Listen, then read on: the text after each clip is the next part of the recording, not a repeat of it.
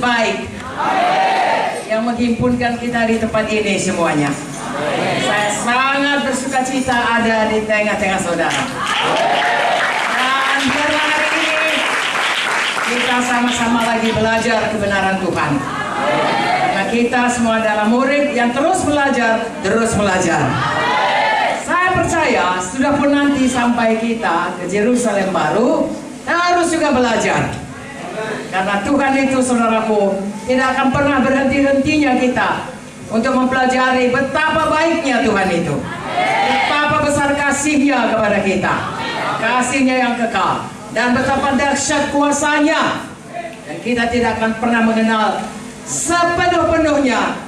Itu sebabnya kita semua harus rela, harus sukacita, selalu belajar.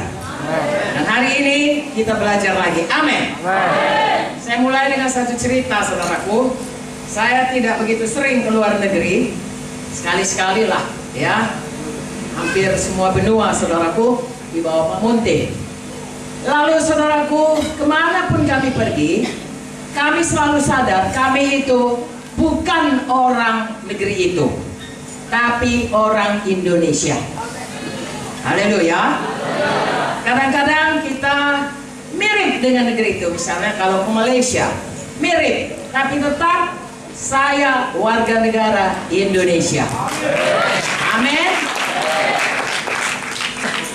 Saya pernah ke Thailand, saudaraku, mirip muka kita. Lalu dia cakap Thailand, saya bilang yes no, yes no. Juga sampai ke Vietnam pun hampir mirip lah, saudaraku. Ya, kalau Pak Munte mirip karena dia putih seperti orang Chinese, ya. Tapi yang saya mau katakan, kemanapun kita pergi, kita tetap pegang kewarganegaraan kita. Bahkan saudaraku, firman Tuhan berkata, di dunia ini, dimanapun kita berada, kita adalah duta besar kerajaan sorga. Amin.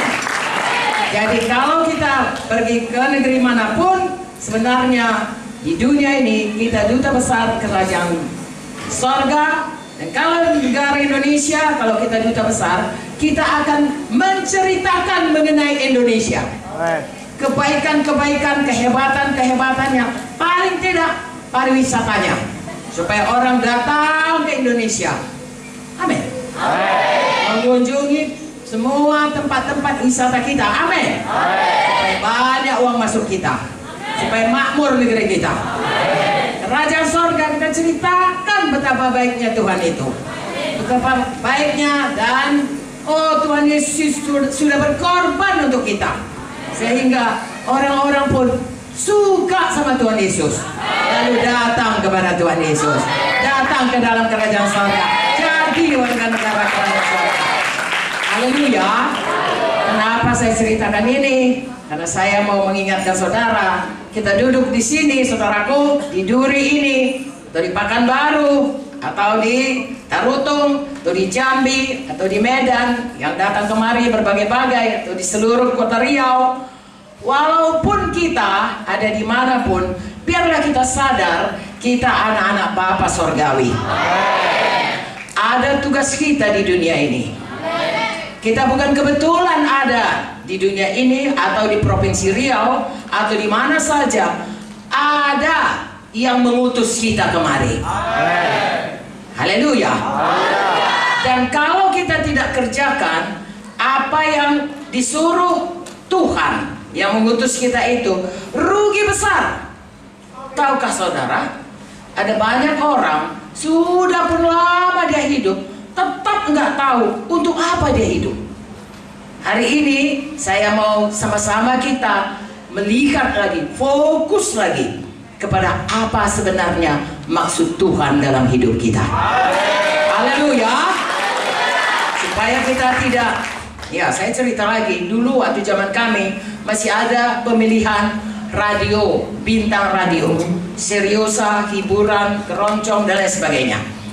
Nah saudaraku, ada nyanyian serius yang berkata, layang-layangku putus talinya, terbang melayang entah kemana. Janganlah begitu hidup kita.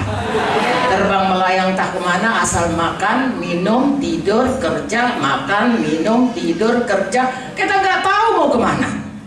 Kita ini duta besar kerajaan sorga. Kita tahu dari mana kita datang, sedang ngapain kita di sini, dan mau kemana kita pergi. Jangan mau dialihkan. Yang mengalihkannya pastilah setan, musuh Tuhan. Jangan mau dialihkan. Kita fokus kepada rencana Tuhan dalam hidup kita. Sampai di sini siapa yang setuju katakan kuat-kuat sambil angkat tangan. Amin. Puji Tuhan. Haleluya. Betul-betul duta besar kerajaan sorga yang ada di sini. Saya mulai dari bagaimana Tuhan menciptakan kita manusia. Kalau saudara baca buku Kejadian, di situ diterangkan bagaimana Tuhan menciptakan dunia ini. Sampai pada hari ke-6, Dia ciptakanlah manusia. Manusia pertama, Adam dan Hawa. Apakah rencana Tuhan bagi mereka? Mari kita baca sama-sama. Rupanya podiumnya bisa jatuh. Oke, mari kita baca dari Kejadian 1. Buka Alkitab kita, saudaraku. Sama-sama kita baca. Apakah itu rencana Tuhan pada waktu Dia menciptakan? Kenapa saya minta saudara sama-sama kita membacanya? Karena Tuhan kita itu Tuhan yang teguh. Kalau ada rencananya, Dia nggak akan mau mundur dari rencananya. Dia Tuhan yang merencanakan dan bermaksud dan menciptakan. Dia tidak akan mundur. Silap ya, nggak ada itu. Kalau Tuhan sudah rencanakan demikian, itulah Dia rencana yang terbaik bagi kita. Mari kita tetap masuk di dalamnya. Kita baca ayat, langsung saja ayat 26. Sudah dapat? Kita baca sama-sama, kuat-kuat kita membacanya. 26, 27, 28. Berfirmanlah Allah, baiklah kita menjadikan manusia menurut gambar dan rupa kita, supaya mereka berkuasa atas ikan-ikan di laut dan burung-burung di udara dan atas ternak dan atas seluruh bumi dan atas segala binatang melata yang merayap di bumi. Maka Allah menciptakan manusia itu menurut gambarnya. Menurut gambar Allah diciptakannya dia, laki-laki dan perempuan diciptakannya mereka. Allah memberkati mereka. Lalu Allah berfirman kepada mereka, beranak cuculah dan bertambah banyak, penuhilah bumi dan taklukkanlah itu, berkuasalah atas ikan-ikan di laut, burung-burung di udara, dan atas segala binatang yang merayap di bumi. Kalau kita baca ini, kita mendapat kesimpulan paling tidak ada 3 hal. Pada waktu Tuhan menciptakan manusia ini, itulah rencananya.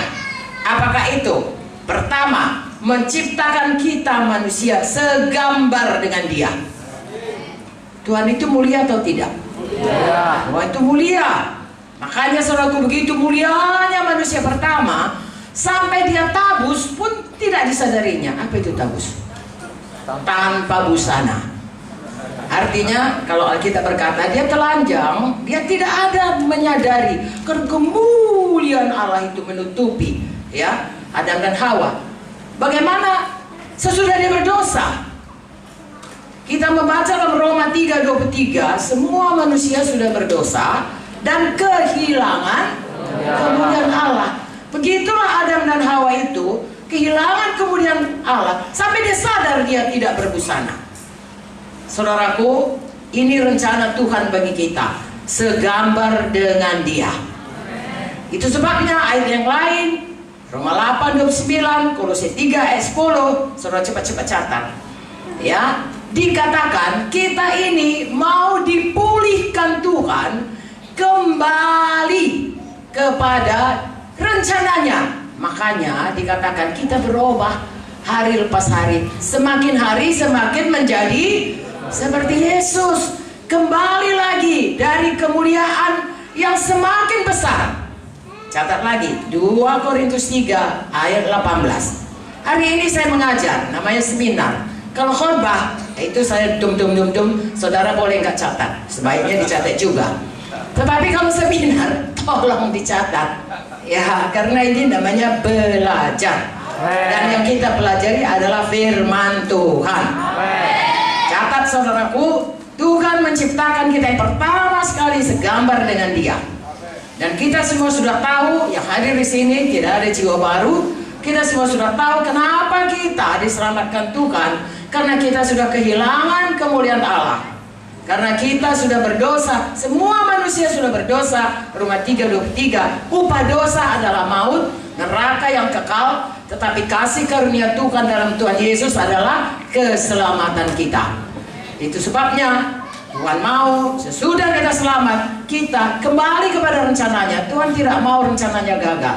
Saya dan saudara sesudah selamat harus kembali seperti Tuhan, segambar Tuhan, menjadi seperti Yesus. Semakin hari semakin berubah menjadi seperti Yesus. Supaya rencana Tuhan itu jadi. Tahukah saudara, banyak orang nggak tahu ini. Makanya sudah pun dia selamat, suka hatinya. Padahal Tuhan menyelamatkan kita bukan sekedar supaya dosa kita diampuni, supaya kita sembuh, supaya kita berkat kalau banyak utang. Bukan, itu ditambahkan saja. Sebenarnya Tuhan mau pulihkan kita kembali, segambar dengan Dia, dan kita tinggal di dunia ini memancarkan kemuliaan Tuhan. Haleluya. Tahukah saudara segambar, kalau misalnya di sini ada cermin, saudara lihat, lalu di cermin itu saya bisa kelihatan di cermin itu gambar saya, itu bukan saya, tapi itu gambar saya. Kalau misalnya ditutup di sini, tapi cermin itu masih bisa melihat, memperlihatkan saya. Saudara tidak lihat saya, tapi saudara lihat gambar saya. Oh, Ibu Munte itu hidungnya pesek rupanya, misalnya, ya. Dari mana saudara tahu saya? Dari gambaran itu, sayang.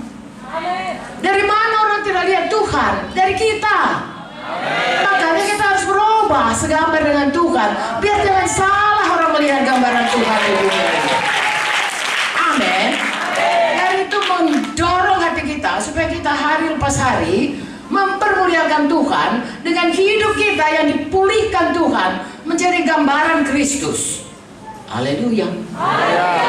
Nanti saya akan ke sana lagi, tapi ini dulu, ya. Jadi nomor satu, saya dan saudara diciptakan segambar dengan Tuhan, tapi karena dosa, kita sudah ceritanya bagaimana Adam dan Hawa berdosa. Jangan kata Tuhan, itu yang dikerjakannya. Pada kita pun pelajaran, kalau jangan kata Tuhan, janganlah itu. Apapun kata orang, apa kata Tuhan, itu yang jadi. Tuhan berkata, kalau kau makan, kau pasti mati. Kata setan, kau tidak mati. Apa yang jadi? Kata Tuhan juga yang jadi. Makanya sekarang ini pun, apa kata Tuhan, tidak usah dengar apa kata orang. Tidak, apalagi kalau kata setan.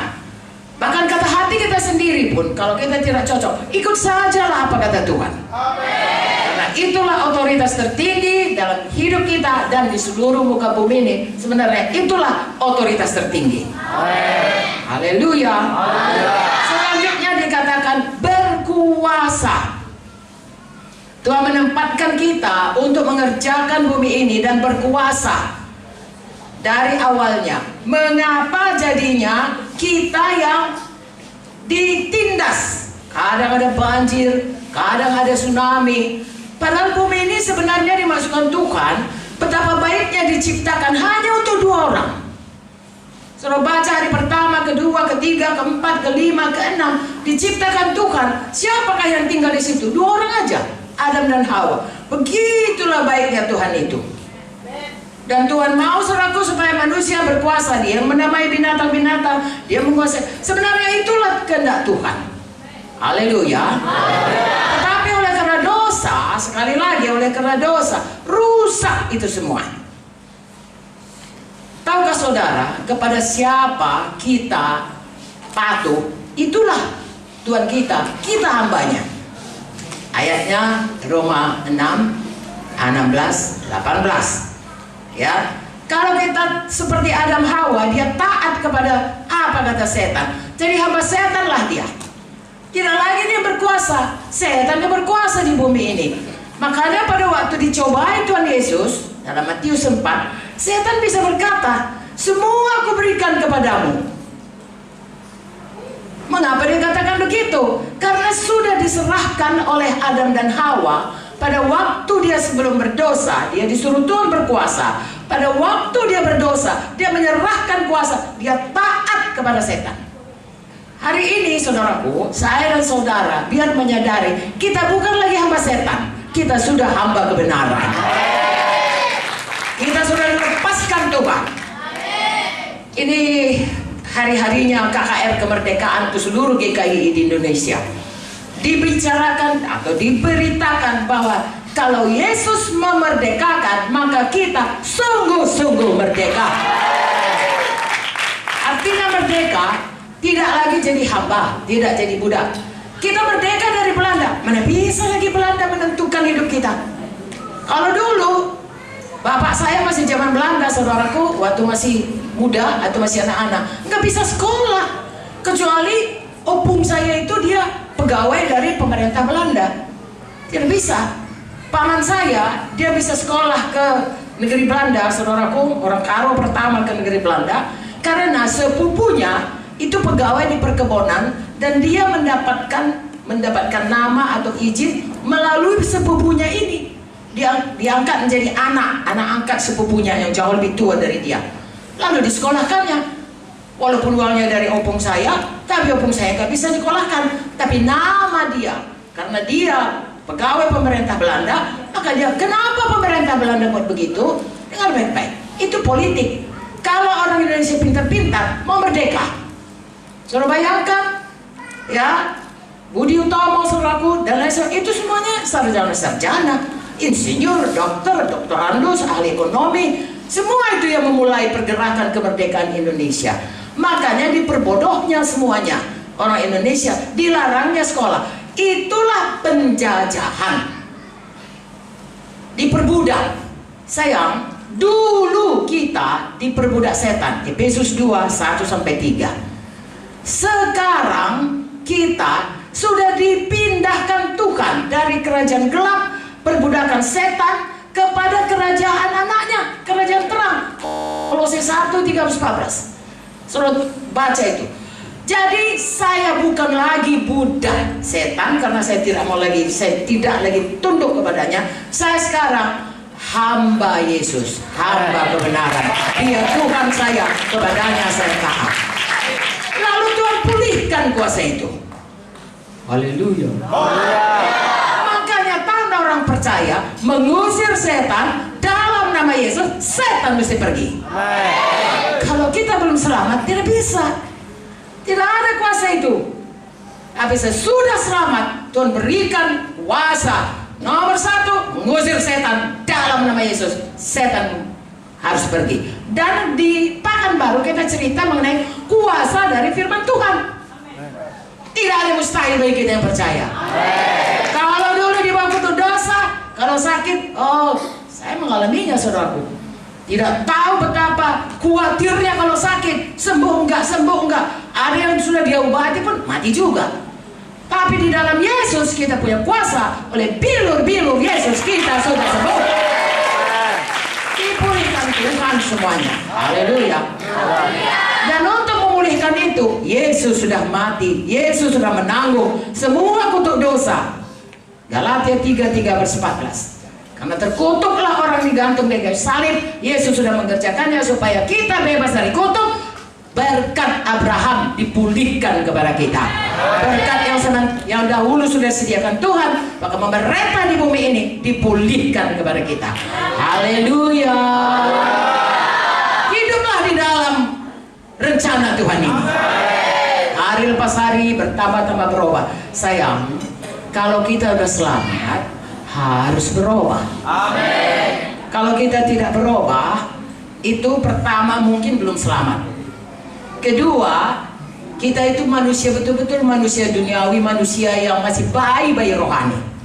Saya rasa kalau ada anak kita lahir dia tahun 60 atau tahun 2010 sampai sekarang belum bisa pun bilang mama, belum bisa bilang, kita paling pasti sedih. Mengapa? Berarti dia sangat terkebelakang. Seharusnya kalau dia 2010, sekarang udah 9 tahun, udah kelas 3 SD. Ternyata bilang, mama pun gak bisa. Makan sendiri disuapin. Kita kan sedih sekali. Tolong secara rohani jangan begitu. Amin. Begitu selamat, langsung bertumbuh seperti bayi. Minum susu congok, istilah Medan congok. Apa itu istilah sini? Rakus. Sebanyak-banyaknya, gemuk dia, sehat dia. Makan kemudian makin besar, makan nasi, seterusnya. Sehingga dia, betul-betul dia sangat sehat, sangat kuat, berubah hidupnya, jadi dewasa. Secara rohani juga begitu. Kalau sebelum selamat, suka bohong. Sudah selamat, masih suka bohong, sayang, berubah. Bilang amin dong. Amin. Jangan bilang, aku memang orangnya begitu. Kalau keadaan mendesak, aku mau bohong. Nggak bisa lagi. Kita harus berubah, sayang. Itu sebabnya diberikan Roh Kudus. Supaya kita bisa berubah. Haleluya. Saya kembali lagi ya. Nanti saya kembali ini. Yang kedua itu yang kembali menjadi seperti Yesus. Kedua, kita harus berkuasa. Jangan segala kutuk dosa menguasai kita lagi. Kita sudah bebas. Makanya saudara bertumbuh. Selain saudara bertumbuh semakin menjadi Yesus, saudara bertumbuh dalam iman. Saudara baca firman Tuhan ini, saudara tahu bahwasanya, oh ini rupanya manusia lama, aku mesti berubah. Selain itu, kalau saudara baca firman, makan firman tiap hari, saudara punya iman. Ini mengembalikan kuasa Tuhan kepada saudara. Tidak ada mustahil kepada Tuhan, tidak ada mustahil kepada kita. Sayang, saya sudah berumur 77 tahun. Umur 30 tahun saya sakit jantung. Selalu saya saksikan, karena memang itu luar biasa. Kalau datang penyakit jantungnya, saya bersaksi ini kepada salah seorang anggota menteri ya di Timor Leste. Ya, saya katakan, dia bilang, iya saya juga gitu Bu, dia katakan. Karena kalau berhenti jantung itu, jantung kita kan berhenti berdetaknya itu kan tak 60 sampai 80 itu yang normal. Tapi kalau sudah berhenti satu kali dia, dua kali dia berdetak, tak. Lalu tak berikutnya enggak, tak berikutnya pun enggak, 3 kali enggak. Yang 3 kali itu enggak, itu saudaraku rasanya tubuh ini saudaraku memang mau mati lah. Takutnya itu luar biasa. Cuma kalau berhenti terus, dison mana dia. Takut saudaraku. Lalu datang lagi dia, 2 kali lagi, berhenti lagi. Saudara bisa bayangkan betapa itu saudaraku, ketakutan itu. Tapi di dalam Yesus Tuhan pulihkan kuasa. Dalam nama Yesus, saya sembuh oleh biru Yesus. Tuhan pulihkan saudaraku. Haleluya. Saya masuk ICU. Ya, bukan ICU. ICU itu penyakit ICU jantung. Sekarang 77 tahun Tuhan Yesus baik. 30-an mulai sidang GKI ini dahsyat saudaraku. Ya, mulai sidang GKI ini pertama minta izinnya saudaraku. Wow, hanya Tuhan sajalah yang berbuat. Makanya karena Pak Munte umurnya 30-an, kami datang ke Departemen Agama, berbisik-bisik semuanya orang di situ. Karena Departemen Agama orang Manado atau orang Batak, itulah biasanya. Lalu bahasa Batak lah dia adanya. Semudah itu mau jadi Iporus, mana dah bisa. Sok-sokan perjogo-jogoan itu. Mau dia kalau jadi Iporus rambutnya udah panjang gitu. Nah, barulah layak jadi Iporus. Pak Munte sudah tahu 30 tahun masih ganteng, masih pemuda saudaraku. Mau jadi ketua umum membuka gereja baru GKI tahun 1975. Mujizat Tuhan terjadi, dapat kita lagi izin bisa beroperasi. Haleluya. Lalu Pak Munte menceritakan mengenai ini, kuasa daripada firman Tuhan. Kuasanya kita bisa mengusir setan, dipanggil sama salah seorang misionaris dari Amerika yang sudah lama di Medan. Dan dia berkata, dan dia dosen di USUN, Bapak Munte, kenapa penuhi ini kota dengan berita pengusir setan? Kita mengusir setan kalau sudah manifestasi. Lalu kami berdua berkatalah, kalau sudah manifestasi sudah terlambat Pak. Ya, sudah dia dulu berkuasa, sudah menjerit-jerit, sudah melompat-lompat. Jauh sebelumnya kita usirkan, supaya kebaktian kita aman, supaya rumah tangga kita aman, karena kita punya kuasa. Begitulah mulai dihadapi. Menghadapi Protestan katanya kita sesat, menghadapi Pentakosta pun kita juga dikatakan sesat. Jadi kemanapun tidak, hanya satu saja yang membuat GKI bisa berdiri, karena Tuhan yang mendirikan. Jadi kalau sudah dipulihkan Tuhan, bagaimana Tuhan membawa terangnya, membawa pewahyuan kepada kita, bahwasanya kuasa Tuhan dipulihkan kepada gereja Tuhan, kepada anak-anak Tuhan, mengusir setan dalam nama Yesus, meletakkan tangan dan orang sakit sembuh, menerima berkat yang berkelimpahan. Apa saja yang dipulihkan Tuhan itu, mari kita alami. Mari kita alami. Jangan terus mau diperbudak, diperhamba dan ditindas setan. Negara Indonesia ini, saya ingat betul saudaraku, tahun 45 kita proklamirkan kemerdekaan kita. Tahun 46, 47 kami lari ke daerah Aceh, karena Aceh tidak mau saudaraku bergerilya. Saya masih ingat, saya umur 4 tahun, saya tahun 43 dari Jepang. 47 aksi polusional pertama dan kedua, kami lari menyusur Sungai Wampu itu saudaraku, kok kepleset, habislah itu. Dan kalau siang hari bersembunyi di bawah pohon, lari, karena siang hari berputar-putar itu pesawat daripada sekutu. Untuk apa? Mengambil kembali Indonesia menjadi jajahan Belanda. Dan kita tidak mau, kita bertempur. Saudara mungkin belum lahir waktu itu, saudara hanya mengalami, saudara lebih dari pemenang. Saudara tidak perlu berperang, saudara mengalami saja kemenangan. Tapi saya, bola itu berjuang saudaraku, ya. Dan kami berjuang untuk itu habis-habisan. Nah, itulah dia hidup kita. Sudah pun kita proklamirkan aku anak Yesus, setan masih mau menipu. Bukan langsung kita lalu, oh semua serba diturunkan Tuhan uang dari surga. Uang palsu lah itu kalau diturunkan, ya kan? Nah, tidak. Kita harus berperang lagi. Kita harus bertambah perang kita, perang rohani. Untuk apa? Kembali kuasa kepada kita. Itulah kehendak Tuhan. Haleluya. Ada satu lagi yang paling penting. Dikata Tuhan, penuhi muka bumi ini. Sayang, saya setuju kalau kita punya anak banyak.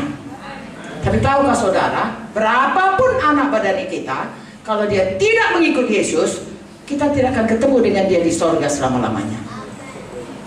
Halo. Kita akan berpisah. Tadi sudah ada drama John. Sudah lihat mamanya, kenapa tak kau ceritakan? Ku pikir kau gak akan percaya. Gurunya, kenapa tak kau ceritakan? Kekasihnya, temannya, kenapa tidak kau ceritakan? Karena orang-orang yang kita kasihi itu, kita akan bersama-sama di sorga kalau sama-sama percaya Yesus. Tuhan mengatakan penuhi muka bumi ini. Setuju kita punya anak Marburu Sapulono meranak 10 pintu. Oke lah, ya, tidak ada persoalan. Ya, walaupun itu sulit. John Wesley 17 anak bersaudara. Tapi saya belum pernah lihat orang Chinese pun ada sekitar 17. Tapi sampai 33 cuma orang Batak lah yang punya iman itu. Haleluya. Penuhi tapi jadikan anak Tuhan. Dan kalau kita belum menikah atau sudah menikah tidak punya anak, saudara, kita masih bisa memenuhi bumi ini dengan anak rohani. Karena itulah yang kekal selamanya. Anak saudara di dunia ini Bapak Arun ini, pendeta Glenn ini anakku ini. Haleluya. Apalagi kalau sudah nggak ada Mama Glenn, akulah Mama Glenn. Masih ada pun Mama Glenn, aku sama sayangnya dengan mamaku. Ya. Karena Tuhan membuatnya demikian. Anak-anak rohani penuhi muka bumi ini. Saudara baca dalam Alkitab, dalam Kisah Para Rasul itu gereja pertama, mereka nggak bisa dihentikan. Anda sudah dengar dari Ibu Vicky, tidak bisa dihentikan. Untuk apa? Tiap-tiap hari ada orang selamat. Tiap-tiap hari bertambah jumlah anak. Tiap-tiap hari kemuliaan Tuhan biar memenuhi muka bumi ini. Karena berita Injil yang kita sampaikan, Injil adalah kuasa Tuhan yang menyelamatkan orang.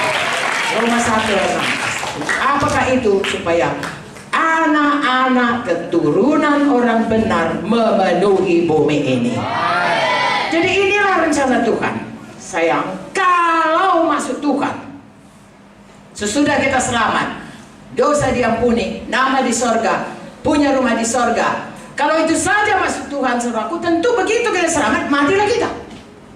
Karena sudah ada nama di sorga, sudah ada rumah di sorga. Untuk apa lagi mengalami begini banyak? Membangun gereja aja, pusingnya kepala, ya kan Pak Arlon? Atau tidak? Semua kalian yang bangun gereja, saudaraku, harus beriman. Dan untuk beriman itu bukan kerja mudah, saudaraku. Ya. Dan kalau memang kita tidak perlu lagi, saudaraku, hanya perlu selamat, perlu rumah di sorga, dosa diampuni, nggak lagi ke neraka. Begitu kita mati ke sorga. Seorang hamba Tuhan naik taksi, lalu kemudian bersaksilah sama supir taksi, Pak, ikut Tuhan itu enak, kita punya rumah di sorga. Sorga itu nggak ada lagi, Bapak ini kesusah cari makan. Nanti di sana Tuhan sediakan semuanya. Rumah paling baik, Bapak udah punya rumah belum, masih kontrak? Sana nggak kontrak, Pak. Jadi berguna juga untuk kita. Nanti nggak kontrak sana, rumahnya udah dikasih sertifikat langsung. Tuhan Yesus ceritakannya semuanya. Lalu udah sampai dekat tujuannya, macam kita udah sampai simpang itu tadi, dibilanglah sama supir taksi itu sama dia, Pak, dari tadi kau cerita mengenai betapa baiknya surga ini. Kenapa kau mau masih hidup di bumi ini? Kenapa kau nggak bunuh diri aja, kan lo ke surga kau? Mati sajalah kau ke surga kau. Ngapain? Cobalah. Kenapa? Tergagap dia. Mau apa ku bilang? Ya mau apa ku bilang? Udah sampai di gereja, udah sampai di tujuan. Lalu bayarnya ongkosnya, tapi berpikir dia terus, gimana mengatakannya? Bahwa sesudah kita di dunia ini, kita tidak langsung mati, walaupun sudah ada di sorga, karena masih ada tugas. Haleluya. Sedikitnya yang kita baca tadi lah tugasnya, supaya kita belajar dipulihkan Tuhan, disambung nanti di sorga terus dipulihkan Tuhan. Amin. Haleluya. Supaya di bumi ini kita memancarkan kemuliaan Tuhan dan menyatakan kuasa Tuhan. Haleluya. KKR semalam menyatakan kuasa Tuhan di Pekanbaru. Orang sakit sembuh. Ada, saya percaya bukan cuma yang datang ke atas itu di jamaah Tuhan, semua di jamaah Tuhan. Bahkan yang nggak percaya pun, karena firman Tuhan mengatakan, kapan kita beritakan Injil, Markus 16 saudaraku ayat 20, maka Tuhan akan meneguhkan dengan tanda dan mujizatnya. Maka orang-orang itu di jamaah Tuhan ya. Tapi kalau dia tidak tahu bagaimana mempertahankannya, pulang ke rumah hilang lagi.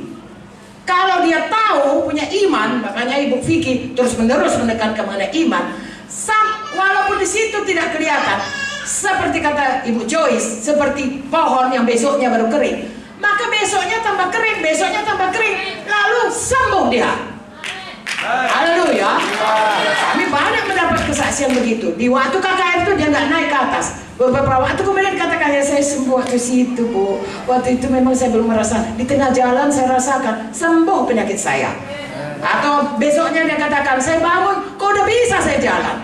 Mengapa? Karena Tuhan meneguhkan semua firman-Nya, kuasa dalam firman dipulihkan kepada kita. Kapan diberitakan Injil, kuasa Tuhan turun. Percaya kita saudaraku. Jadi kalau saudara ada KKR, kapan saja, besok terutama, saudara berdoa, saudara yakin betul, kapan saudara doakan, letakkan tangan, kuasa Tuhan turun. Kalau belum nampak dia, doakan lagi. Kalau memang waktunya waktu Tuhan saudaraku, waktu itu belum, katakan padanya, pegang terus iman Bapak, pegang iman Ibu, pasti sembuh, karena Tuhan sudah berkata demikian. Tuhan tidak pernah bohong. Lalu kunjungi lagi sayang, supaya dia beriman terus. Dan kemudian kuasa Tuhan tidak berhenti. Ini listrik ini kenapa bisa hidup? Karena ada aliran terus dari PLN kan? Coba matikan itu pakai stop, tak berhentikan dia, mati semua listrik itu. Kenapa? Tidak ada aliran. Begitu kuasa Tuhan. Dari mana alirannya? Iman. Terus beriman, mengalir terus, mengalir terus, mengalir terus. Makanya kita tolong jiwa-jiwa itu beriman. Haleluya. Saya sambilkan, KKR tidak berhenti di KKR, harus ada follow up. Untuk membuat supaya jiwa-jiwa itu terus beriman, dan apa yang sudah dapatnya jangan lagi hilang, bahkan dia bertumbuh dalam Tuhan bersama-sama dengan saudara membangun sidang ini atau sidang mana saja saudara datang. Haleluya. Jadi saudaraku, itulah sebabnya maka kita masih ada di dunia ini, ada rencana Tuhan. Katakan, ada rencana Tuhan bagi saya, bagi gereja saya, bagi keluarga saya. Saya mau disampaikan Tuhan. Saya mau setia menerima dan menggenapi rencana Tuhan itu. Haleluya. Haleluya. Jadi itulah rencana Tuhan. Apa bagian kita? Bagian kita tentu patuh sama Tuhan, kan begitu? Apa yang dikatakan Tuhan, bagaimana kita bisa menggenapinya? Kita patuhi apa kata Tuhan. Orang tua kita, guru kita, pendeta kita, kalau dia menugaskan kita sesuatu, kan kita patuhi instruksinya. Halo? Amen. Atau kita sendiri bikin suka hati kita? Nggak bisa, saudara, kacau. Ya, saudara proyek, ada manajernya, saudaraku proyek, pinpronya, lalu dia katakan, mari kita bangun bangunan 100 tingkat atau berapa tingkat lah, 2 tingkat saja pun. Saudara harus ikut apa kata pinpro. Kalau tidak, kacau itu bangunan. Nah, apakah yang dikatakan oleh pinpro kepada kita? Firman Tuhan. Inilah Tuhan. Pada mulanya firman itu Yohanes. Jadi apa kata Tuhan, apa kata firman itu satu. Haleluya.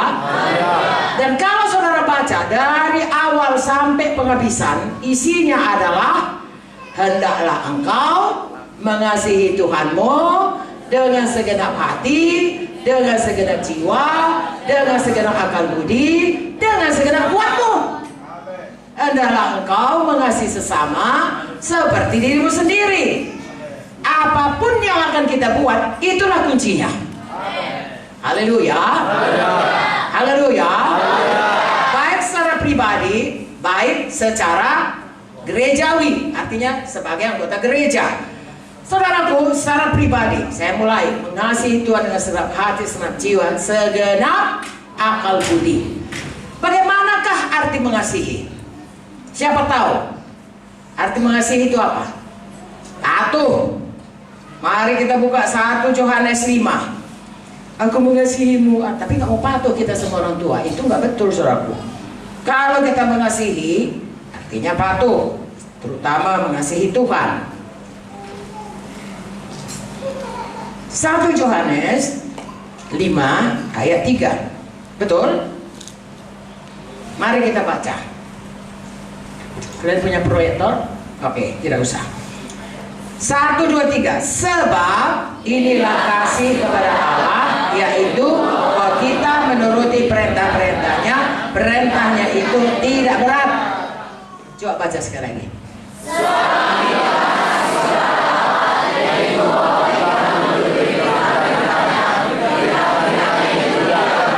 Sekali lagi.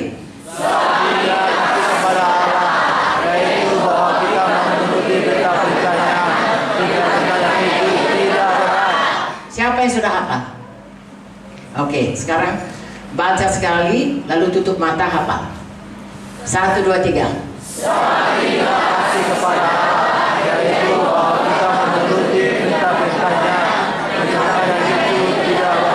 Tutup mata kalian. 1, 2, 3.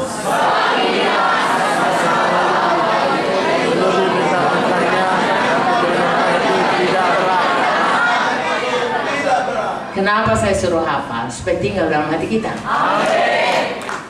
Haleluya.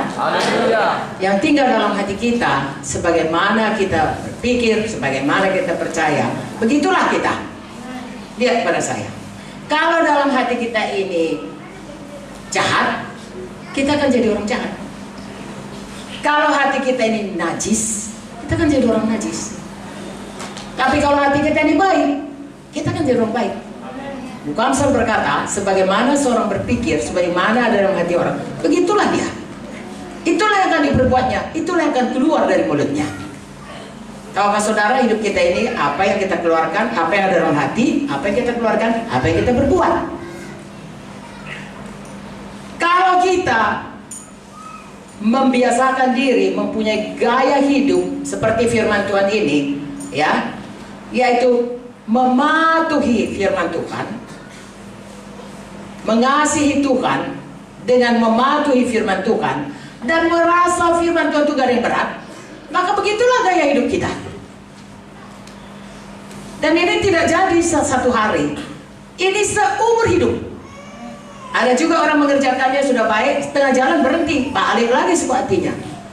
Ada juga orang terus tidak mau. Maksud Tuhan, kita belajar mematuhi Tuhan, makin mematuhi Tuhan, makin mematuhi Tuhan, dan makin patuh, makin patuh.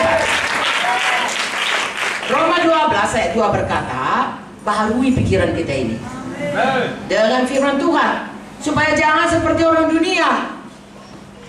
Kalau kita baharui pikiran kita dengan firman Tuhan, maka kita akan mengenal kehendak Tuhan. Apa yang baik, apa yang berkenan, apa yang sempurna.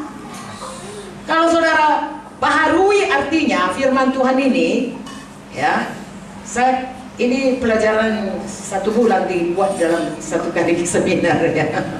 Dibaharui pikiran ini artinya, sayang, firman Tuhan ini kita terima. Hari ini saya menyebar firman Tuhan, saudara terima. Perumpamaan benih, Matius 13.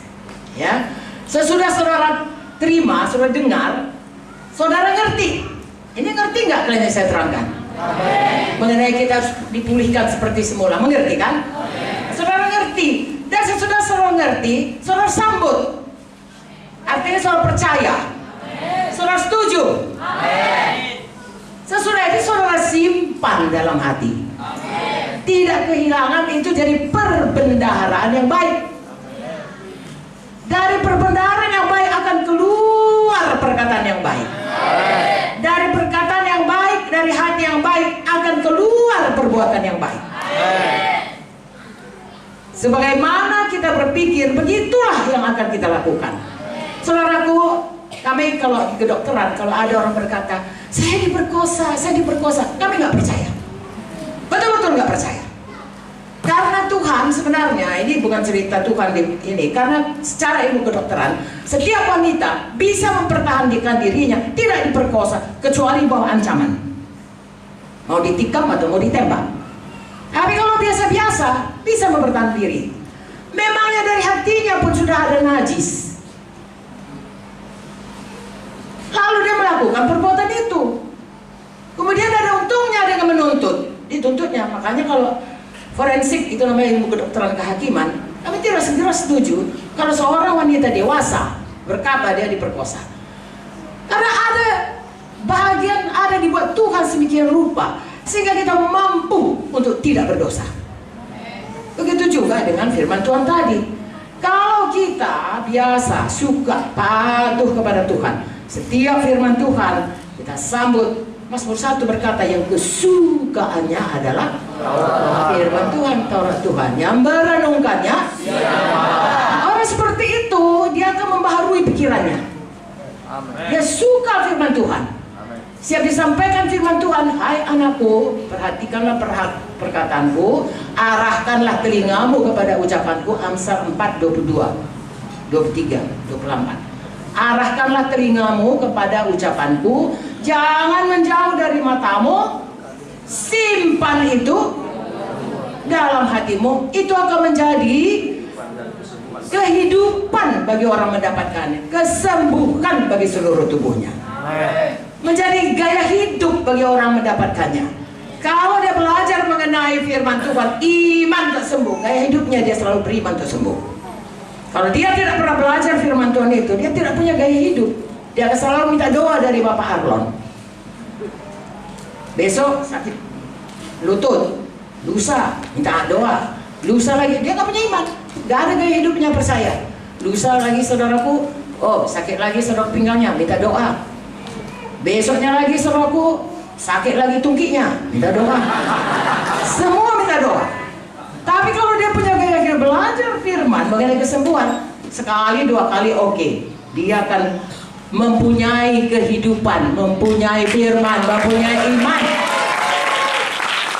Makanya harus dibaharui pikiran kita tiap hari, supaya kita belajar makin hari makin patuh sama Tuhan. Itulah tandanya mengasihi. Haleluya. Saya selalu punya semboyan 3P. Kadang-kadang saya kata 4, mula-mula cuma 2. Apakah itu? Percaya, patuh. Kemudian satu lagi saya tambah, penuh Roh Kudus. Gak bisa sendiri saudaraku percaya patuh, harus Roh Kudus. Nah, Roh Kudus itu akan mematikan semuanya kehendak daging kita, sehingga kita bisa percaya dan patuh. Harus penuh Roh Kudus. Kalau kita penuh Roh Kudus, ada kuasa kepada kita. Satu lagi saudaraku, yaitu puji Tuhan. Sebab kalau kita memuji Tuhan, kita dekat dengan Tuhan. Orang yang dekat dengan Tuhan saudaraku, hanyalah dake Allah saja ambotana. Tahu saudara itu orang awak, kalau dia sudah selamat maka dia menyanyi. Kita nyanyi, hanya dekat Allah saja aku tenang. Betul? Kalau dia hanyalah dake Allah saja ambotana. Mengapa saudaraku? Karena dekat dengan Tuhan, dia memuji Tuhan, dan kita belajar dalam pujian kepada Tuhan, kuasa Tuhan turun. Satu lagi, tetap jadi pelaku firman. Jadi bisa, kalau mula-mula 2P saja, percaya, patuh, kemudian penuh Roh Kudus, selalu memuji Tuhan, kemudian tidak pernah tidak menjadi pelaku firman, selalu menjadi pelaku firman. Lalu datang pun banjir, datang pun angin ribut, rumah rohani tetap berdiri. Haleluya. Nah, itulah dia bahagian kita kalau kita mengasihi Tuhan, dan kita akan lihat hidup kita berubah tiap hari.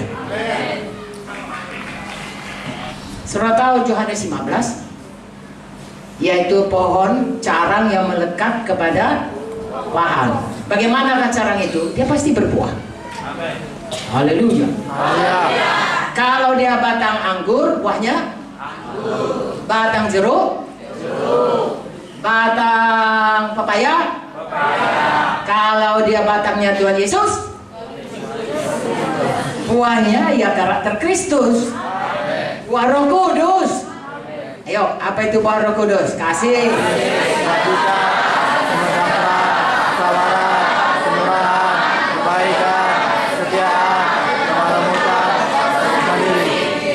berapa? Oke, nampak dia tambah matang, tambah matang, tambah matang. Artinya kita melekat sama Tuhan. Bagaimana melekatnya? Firman, doa. Seperti tadi, memuji Tuhan selalu, melakukan firman Tuhan. Melekat kita saudaraku, berubah hidup kita itu. Dan orang tahu kita melekat sama Tuhan, buahnya buah Roh Kudus. Buah Roh Kudus bukan hanya karakter, kuasa juga. Pelayanan kita itu berbuah. Yohanes 15 ayat 16, bukan kamu memilih aku supaya kamu pergi dan buah ya, apa saja yang kau minta. Ya, ayat 7 itu saudaraku ya juga. Kenapa apa saja yang kita minta diberikan Tuhan? Karena pasti permintaan kita itu sesuai dengan kehendak Tuhan. Sudah berubah kita. Ya, kita nggak minta Tuhan, aku tikam lotre, kasihlah Tuhan lotre, menang. Nah, nggak akan gitu lagi saudara. Atau Tuhan berikanlah petir halilintar menyambar itu musuhku itu. Nah, itu lagi doa kita. Tuhan TV-nya 20 inci, aku 40 inci Tuhan. Bukan gitu doa kita. Ya, doa kita tetap mengasihi Tuhan, mengasihi sesama kita. Tentunya tidak siap satu hari ini, saudara akan diajari oleh gembala sidang saudara. Ya, kemudian saudaraku mengasihi sesama. Kalau mengasihi sesama, itu dua hukum itu harus menjadi gaya hidup supaya kita bisa dipulihkan Tuhan kembali kepada rencana Tuhan. Saya bicara secara umum hari ini. Nah, nanti prakteknya saudara akan lihat hari lepas hari, saudara akan dibimbing oleh pemimpin rohani saudara. Ya, saya akan ceritakan bagaimana pemimpin rohani saudara membimbing saudara nanti. Tapi ini dulu. Jadi saudaraku, hari lepas hari kita mesti mengasihi Tuhan, mengasihi sesama. Mengasihi sesama ada namanya the golden rule, yaitu hukum emas. Apa yang kau suka orang buat padamu, buat semua orang. Amin. Kalau kita suka orang mengasihi kita, mari mengasihi. Memang itu sesuai firman. Kalau orang suka kita murah hati, orang murah hati sama kita, mari kita murah hati. Jangan lupa tabur tuai. apa ditabur akan dituai. Makanya saudaraku, kita praktekkan semuanya firman Tuhan, kita praktekkan kasih Tuhan, dan kita saudaraku otomatis kita akan saling mengasihi. Amin. Tidak akan mungkin, kita kan tidak mau kalau kita difitnah orang. Jangan fitnah orang. Kita kan nggak mau diguncingkan orang. Jangan guncingkan orang. Kita kan nggak mau dikhianati orang. Jangan khianati orang. Karena apa ditabur akan dituai. Kita kan tidak mau kalau kita saudaraku berbuat baik lalu dibalas dengan jahat. Jangan buat begitu dengan orang lain. Nah, ini contoh-contoh yang ekstrim, ya. Tapi dalam segala perkara berlaku apa yang kita mau orang berbuat kepada kita, berbuat. Itu sebabnya banyak perkataan saling mendoakan, saling menolong, saling menghormati, saling memberkati, saling bersehati. Banyak salingnya. Kenapa? Karena di dalam saling itu kita selalu memikirkan orang lain lebih dahulu daripada kita. Saudara baca Filipi 2, itulah yang diperbuat Tuhan Yesus, itulah yang disuruh Tuhan Yesus. Bahwasanya kita jangan mementingkan diri kita sendiri, terlebih dahulu pikirkan orang lain. Kalau kita praktekkan, kita akan bisa mengasihi sesama kita. Jadi yang saya terangkan ini bagaimana gaya hidup kita secara pribadi. Amin saudaraku. Amin. Kuncinya sekali lagi, saudara harus mengasihi Tuhan dan harus mengasihi sama. Kalau mengasihi Tuhan berarti mengasihi firman-Nya, berarti saudara suka bersekutu dengan Tuhan, berarti saudara patuh kepada Tuhan. Makanya sepanjang hidup saudara, saudara harus terus berdoa, saudara harus terus siang dan malam memikirkan firman, dan saudara harus dalam setiap perkara, saudara harus dengan segenap hati, seberapa terang yang ada pada saudara, saudara patuhi Tuhan, saudara kerjakan pelaku firman. Haleluya. Haleluya. Ini mengatakannya mudah. Seminarnya 1 hari, mengerjakannya seumur hidup. Peperangannya saudaraku berat, karena ada musuh yang kerjanya mencuri, membunuh, membinasakan. Kalau bisa dibinasakannya saudara kembali, kalaupun saudara sudah selamat, kembali lagi saudara tinggalkan Tuhan. Kalau bisa, itu sebabnya orang sudah selamat masih bisa dia menjadi ya pengikut agama lain. Ya, kemungkinan dia belum selamat, makanya dia bisa. Sebenarnya kalau sekali saudara ya mengikut Yesus sungguh-sungguh, saudaraku, saya sangat percaya tidak ada yang lebih baik dari Tuhan Yesus. Saya sebelum mengikut Tuhan Yesus, saudaraku, ya saya punya kesempatan untuk menjadi segala macam inilah kepercayaan. Ya, saya menghargai semua kepercayaan, saya menghargai saudara-saudara, saya mengasihi semua orang di bumi ini. Ya, tetapi saya mendapati tidak ada yang seperti Yesus. Sebelum pun saya selamat, saya baca saudaraku kata-kata Tuhan Yesus, terutama kata-kata khotbah di bukit itu, Matius 5 sampai Matius 7. Heran saya, kok ada orang bisa begitu? Kalau orang minta jubahmu, berikan juga pakaianmu. Jadi tinggal baju dalam lah kan? Bagaimana itu saudara? Tampar pipi kanan, tampar pipi kiri. Sebelum ditamparnya kita duluan mau nampar dia. Iya, saya pernah lihat saudaraku, sudah aku tabrak, yang salah sudah konya.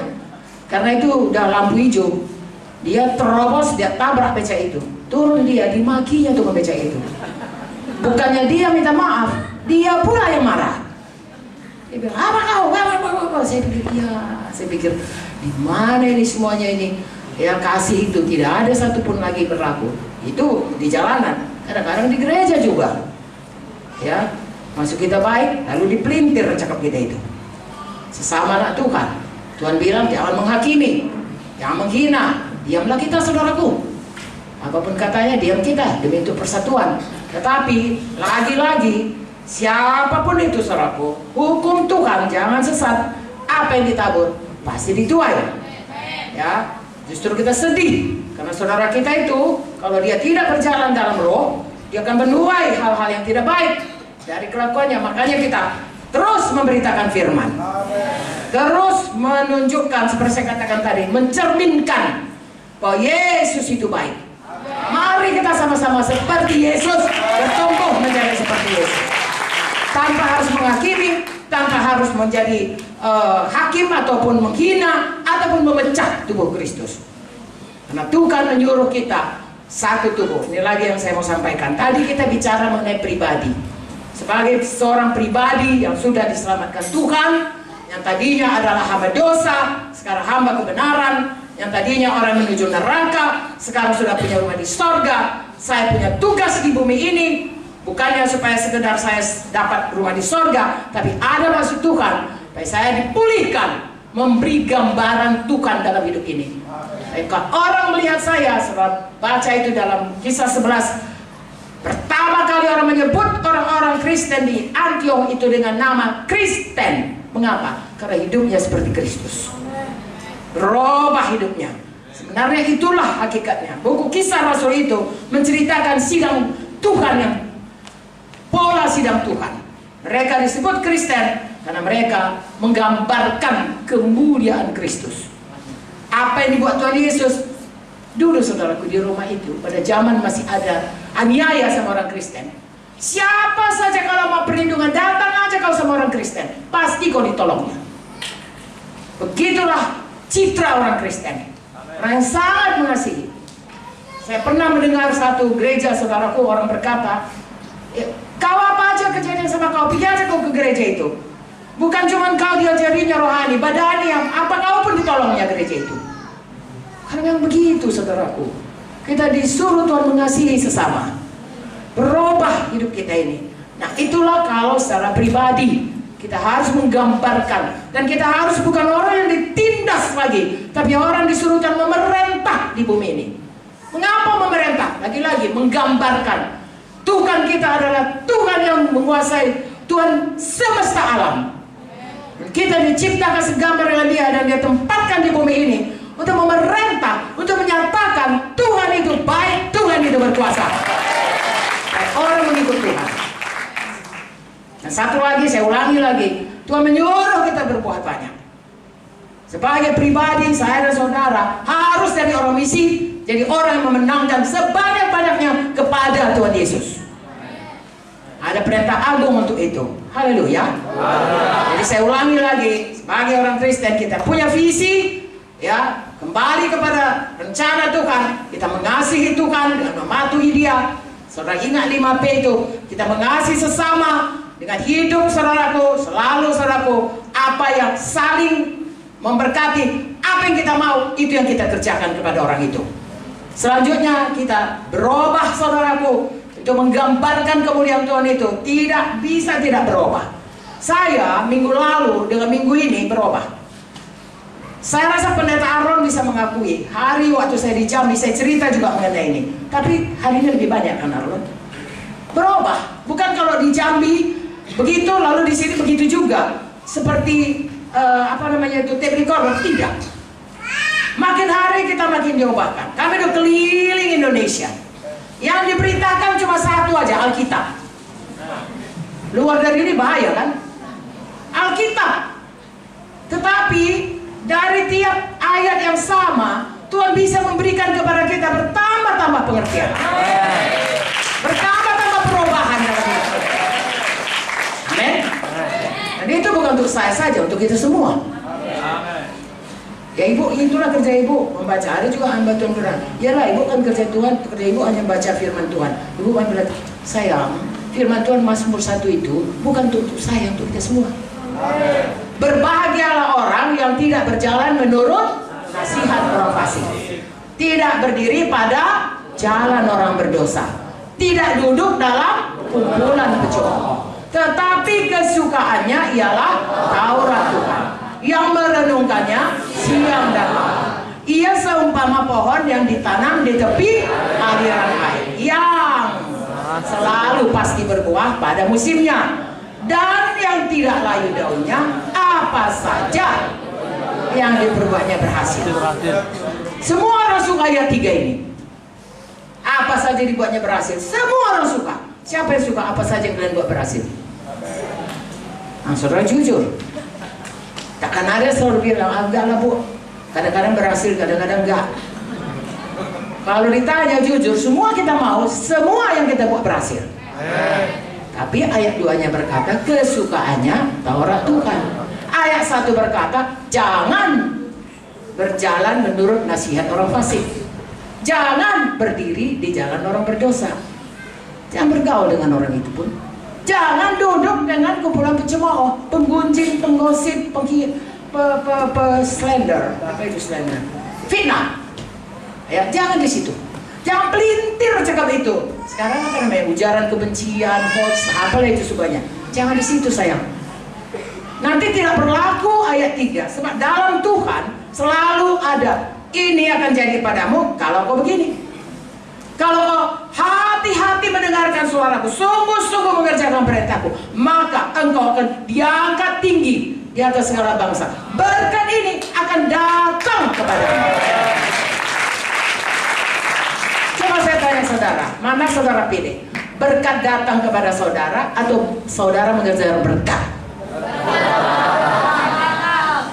Kalau berkat datang, saudara menghindar pun nggak bisa. Yonggi Cho berkata, aku mau jadi miskin pun nggak bisa.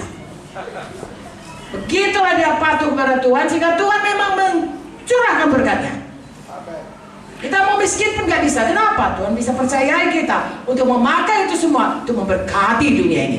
Diberkati untuk memberkati. Jadi kembali lagi, hidup kita secara pribadi harus berubah. Bebas daripada perbuatan dosa, jadi hamba kebenaran. Haleluya. Berkuasa dalam hidup kita ini. Apa yang dijanjikan Tuhan, kita terima. Bagian kita beriman, patuh, percaya, patuh. Ambil bagian kita. Jangan katakan Tuhan tidak mendengar doaku. Cek bagian kita, karena Tuhan tidak pernah bohong. Sering sekali kalau tidak jadi, bagian kita lah, rendah hati kita, tanya Tuhan. Misalnya Markus 11 ayat 23-24 berkata, ucapkan kepada gunung, tercampak, kalau kau tidak bimbang pasti jadi. Berdoa, kau lihat sudah jadi, itu akan diberikan padamu. Kita percaya, kita mengucapkannya, tidak jadi. Di bawahnya ada, ampuni orang. Nah, kalau kita tidak mengampuni, Tuhan pun tidak mengampuni kita. Kalau Tuhan tidak mengampuni kita, bukannya tangan Tuhan terlalu pendek, telinga Tuhan terlalu peka, dosamu yang memisahkan aku dengan kau sehingga aku tidak bisa menolong, doa tidak terjawab. Bagian kita, mari kita sungguh-sungguh mengerjakannya. Sungguh-sungguh percaya, kita sungguh-sungguh patuh, kita sungguh-sungguh, oh saudaraku, mengambil bahagian kita. Apa yang sudah rencanakan Tuhan. Saya ulang-ulangi karena saya rindu kita semuanya betul-betul cepat maju menunggu kedatangan Tuhan. Tuhan bisa datang suatu waktu, tanda-tanda sudah sangat penuh. Saudaraku, saya belum pernah lihat kemajuan. Saya hidup di dalam zaman di mana terjadi kemajuan teknik yang dahsyat dalam tempo kurun waktu hidup saya. Ya, pada waktu saya masih SD tidak ada radio. SMS dulu itu juara selalu saudaraku. Ya, kalau dia bertanding, kami hanya punya radio bantal kecil segini, 50 orang keliling mendengarkan radio ini. Maka Ramli Yatim maka begini begitu begini, kami hore gol. Tiba-tiba gol, katanya, kami pun gol, tercampak radio itu, habislah riwayat. Begitulah zaman saya, mana ada TV. Masuk saya mahasiswa saudaraku, mulai TV hitam putih dan hanya ada TVRI. Itu pun hanya dari jam 5 sampai jam 10. Acaranya saudaraku, ya Pak Harto. Kebanyakan acara untuk indoktrinasi kita. Sebentar. Lalu kemudian saudaraku, ada TV warna. Wow, hebat sekali. Sekarang ini mau TV apa saudara? Saudara ke seluruh dunia, kabar dunia, pemerintah, berhubungan seluruh dunia hanya dengan segenggam ini saja, HP saudara. Ada saudara teman anak saudara Amerika, hanya HP. Saudara bisa cakap dengan dia. Apa yang jadi di WTC terjadi di situ. Pada saat yang sama saudara bisa lihat. Sehingga Alkitab ini berkata, nanti ada 2 saksi, seluruh dunia bisa melihatnya. Dulu saya bingung, kalau jadi di Amerika bagaimana kami melihat TV di sini? Sekarang ini tidak ada perlu dibingungkan. Chips itu saudaraku, tidak ada persoalan. Saudara sekarang pakai apapun dengan 1 kartu penduduk, semua pakai kartu penduduk. Ntar lagi itu dimasukkan saja saudaraku dan saudara, dimanapun saudara berada, antikristus tahu. Mana Mari kita bersungguh-sungguh hati mengikut Tuhan. Mari sampaikan semua rencana Tuhan dalam hidup kita. Saudara di sini warga negara kerajaan sorga. Jadi warga negara Indonesia yang baik, jadi warga negara sorga yang baik. Haleluya. Sekarang saya mau cerita mengenai kehidupan bergereja. Tadi kehidupan pribadi, menyampaikan panggilan Tuhan dalam hidup kita, supaya kita kembali menggambarkan kemuliaan Tuhan, supaya kita berkuasa, tidak lagi ditindas setan, tidak bawa kutuk dosa, supaya kita punya banyak anak karena kita bersaksi. Sekarang saya mau cerita mengenai gereja. Apa sayang? Gereja. Yesus di sorga, di bumi ini kita tubuhnya. Gereja Tuhan adalah tubuh Kristus. Yesus mengerjakan sesuatu melalui tubuhnya. Seperti kalau tangan saya ini mau angkat tangan, mau jalan, semua di bawah perintah dari kepala, dari otak saya. Yesus memerintah kita gerejanya, supaya kita melakukan kehendaknya di dunia ini. Haleluya. Dalam melakukannya ada aturan Tuhan bagi kita. Haleluya. Pada malam ini saya sampaikan dengan singkat saja. Ini bisa mau jatuh lagi. Nanti sambung aja di belakang, Bang. Apanya? Kayunya. Oke. Karena kadang-kadang serius sekali lupa pas-pasan. Oke. Efesus 4. Buka Alkitab kita. Saya bicara mengenai gereja. Apa nakku? Gereja. Tadi mengenai pribadi. Bagaimana kita dipulihkan Tuhan dan bagaimana kita harus patuh dan mengasihi Tuhan dengan segenap hati kita. Amin. Dan mengasihi sesama kita. Sekarang gereja. Efesus 4. Haleluya. Wow. Kita baca dulu ayat 1 sampai ayat 6 semuanya. Sebab itu aku menasihatkan kamu, aku orang dipenjarakan karena Tuhan, supaya hidupmu sebagai orang yang telah dipanggil berpadanan dengan panggilan itu. Siapa yang menulis ini? Paulus. Di mana dia berada? Dipenjarakan, dari penjara, karena Injil dia dipenjarakan. Dia kirim surat ini untuk mengajari orang Efesus dan untuk kita semua pada saat ini. Haleluya. Lalu dikatakan dipanggil. Semua kita ada panggilan Tuhan. Amin. Ini tangan saya kalau tubuh Kristus, ya. Pada ayat yang lain dikatakan dia tubuh Kristus. 1 Korintus 12 ayat 27 berkata, kita ini anggota tubuh Kristus, saudaraku, ya. Tangan saya ini ada panggilannya, yaitu menulis, ya, atau melakukan sesuatu, atau diangkat memuji Tuhan. Kaki saya ada lagi lain. Saya tidak pakai tangan saya untuk jalan dan kaki saya untuk memuji Tuhan. Saya angkat kaki saya, haleluya, haleluya. Nggak ada itu, saudaraku. Ya. Atau saya merangkak di sini, saudaraku, saya pakai tidak. Itu tidak mempermuliakan Tuhan. Tiap anggota tubuh ada fungsinya. Ada panggilannya. Dan kita hidup berpadanan sesuai dengan panggilan itu. Amin. Jadi kalau umur sudah 10 tahun ikut Tuhan, tidak sama dengan baru seminggu ikut Tuhan. Halo. Ya. Ayat 2. Hendaklah kamu selalu rendah hati, lemah lembut dan sabar. Kuat-kuat. Hendaklah kamu selalu lagi sabar. Ini sifat Tuhan Yesus. Sifat kalau tinggi hati sombong, sifat siapa? Lucifer. Gara-gara itu dia jatuh. Jangan kita ikut Lucifer, ikut Tuhan Yesus. Selalu rendah hati. Belajar kepadaku. Matius 11 ayat 29, 30 seterusnya. Oke, lemah lembut, sabar, tunjukkanlah kasihmu dalam hal. Nah, inilah dikerjakan dalam tubuh Kristus. Dan berusahalah memelihara kesatuan roh oleh ikatan. Jangan bilang bersatu tapi tidak damai. Damai. Haleluya. Satu roh semuanya. Amin. Saudaraku, pada waktu Menara Babel banyak bahasa.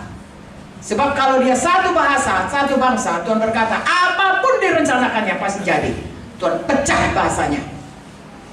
Tapi kemudian pada akhir zaman Tuhan satukan lagi bahasa manusia ini, bahasa roh.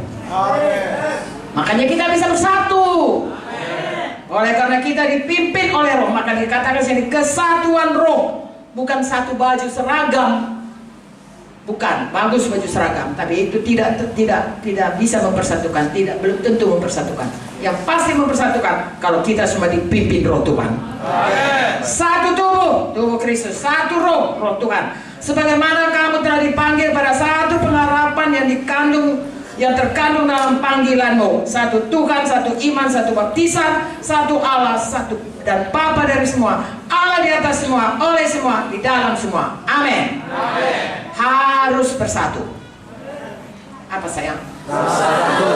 Apapun bayarannya harus bersatu.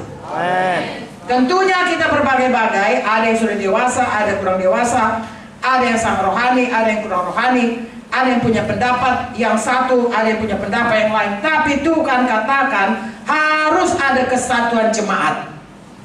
Kepalanya kesatuan jemaat. Jadi saya, saudara, di Duri ini dan semua gereja Tuhan mengejar persatuan ini. Amen.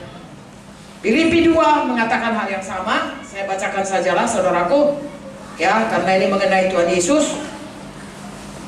Jadi Efesus 4, Filipi 2 kawannya. Ini jadi karena dalam Kristus ada nasihat, ada penghiburan kasih, ada persekutuan roh, ada kasih mesra dan belas kasihan. Karena itu sempurnakanlah sukacitaku dengan ini. Hendaklah kamu sehati sepikir dalam satu kasih, satu jiwa, satu tujuan. Dengan tidak mencari kepentingan sendiri atau puji-pujian sia-sia. Sebaliknya hendaklah dengan rendah hati yang seorang menganggap yang lain lebih utama daripada dirinya sendiri. Dan janganlah tiap-tiap orang hanya memperhatikan kepentingan sendiri, tapi kepentingan orang lain juga. Hendaklah kamu dalam hidupmu bersama menaruh pikiran dan perasaan terdapat juga dalam Kristus Yesus, yang walaupun dalam rupa Allah tidak menganggap kesetaraan dengan Allah itu sebagai milik yang harus dipertahankan, melainkan telah mengosongkan dirinya sendiri, mengambil rupa seorang hamba, menjadi sama dengan manusia. Dalam keadaan sebagai manusia, ia telah merendahkan dirinya dan taat sampai mati, bahkan mati di kayu salib. Dan kita lihat dia beroleh nama di atas segala nama. Saudaraku, amin. Nah, dari sini kita belajar apa yang kita lakukan untuk persatuan adalah kalau kita menjadi seperti Yesus. Amen. Rendah hati, lembut hati, saudaraku, taat kepada Bapa. Amen. Saudara praktekkan seumur hidup, lalu saudara akan melihat saudara berhasil dalam mematuhi Tuhan. Amin. Saya kembali kepada Efesus tadi. Haleluya. Katakan kiri kanan, rendah hati saudaraku. Satu lagi, lembut hati saudaraku, jangan keraskan hati kita. Haleluya. Satu lagi, jadi seperti Yesus saudaraku, patuh kepada Bapa, taat sampai mati.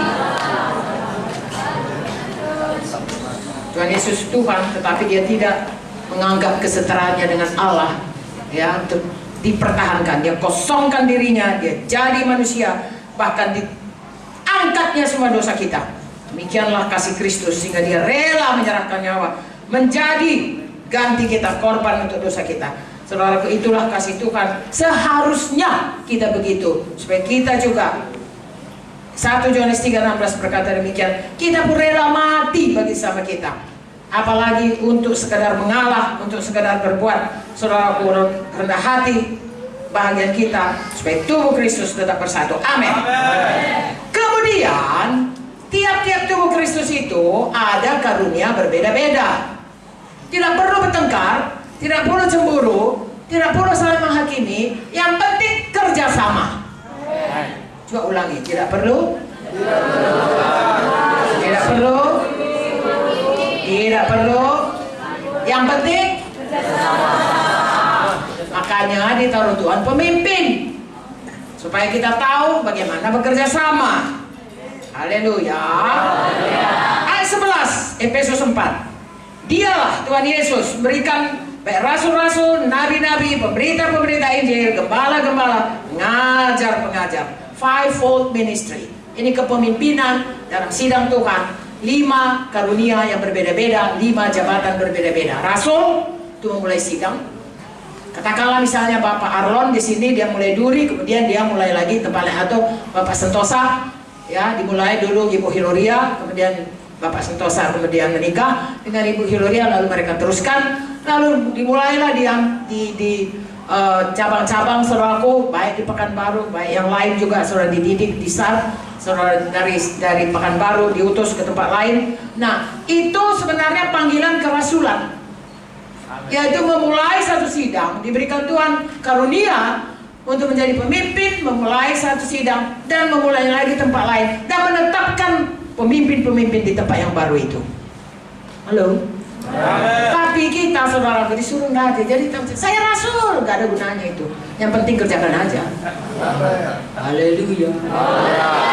Nabi-nabi, kalau nabi-nabi datang saudara orang takut. Ada apa? Apa salah kami? Takut. Sekarang nabi-nabi dia mengarahkan sidang, dia dengar, dia lebih peka dengan suara Tuhan. Lalu dia akan berkata, sepertinya kita ini sekarang perlu lebih banyak menginjil misalnya. Ini sidang sudah perlu lebih banyak menginjil. Kalau sudah menginjil, lebih kita tekankan lagi pemuritan misalnya. Mari kita lagi sekarang melihat daerah-daerah baru untuk bisa diutus lagi seseorang yang punyai karunia untuk profetik, ya, ke depan, ya, karunia untuk mengerti bagaimana menyampaikan kehendak Tuhan pada masa-masa ke depan. Haleluya. Itu kan tak perlu, aku nabi, enggak usah. Kerjasama dengan rasul. Ya, apakah saudara istri, ataukah saudara pemimpin pujian, ataukah saudara salah satu dari wakil gembala, siapa saja. Udah sama. Yang bilang, kau nggak dapat ya, aku dapat ya. Ini mesti begini, jangan begitu saudara. Lagi-lagi harus rendah hati. Bicara baik-baik, ada yang mau saya sampaikan. Aku sibuk, itu boleh dulu. Ini boleh, nanti ada waktu Bapak kasih tahu saya ya. Lalu kemudian gembala sidang pun mengenali saudaraku. Rasul itu mengenali dia siapa. Lalu dia akan memperhatikan. Atau pada waktu dia tidak tahu, dia bertanya, apa yang kau dapat? Kalau mereka kerjasama, Rasul, Nabi kerjasama, maka sidang itu akan bekerja akan bertumbuh dengan baik. Haleluya. Lalu ada pemberita Injil. Pemberita Injil ini dia punya karunia, ya, untuk memberitakan Injil dengan tegas saudaraku, dan orang-orang bertobat. Pamunte itu karunia yang nomor 1. Belakangan Tuhan tambahkan. Pada waktu dia dipanggil Tuhan, dia berkata, Tuhan bagaimana? Karena dia katakan, Tuhan orang itu ke neraka semuanya. Bagaimana ini? Orang kampung itu sudah miskin, sudah menderita. Kalau dia mati kemana Tuhan? Ke neraka lah. Kalau dia nggak kenal Tuhan Yesus, kata Tuhan kepadanya. Kalau dia nggak mau terima aku, Tuhan kasihanlah dia.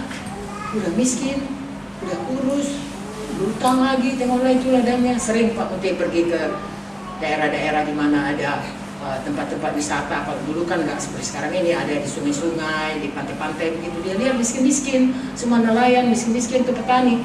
Dia bilang, Tuhan kasihan orang ini, jatuh kasihannya. Lalu kata Tuhan, kalau kau kasihan kau injili. Lalu kata Tuhan, kata Pak Munte, Tuhan aku nggak bisa ngomong. Kemarin itu aku jadi MC yang mimpin satu ulang tahun kawanku, bubar, berantakan. Gak tahu dia. Aku gak tahu lagi. Ini daerah, aku gak tahu cakap daerah. Tuhan bilang, aku akan menyertaimu. Setiap kali kau beritakan Injil, pasti orang ada sana.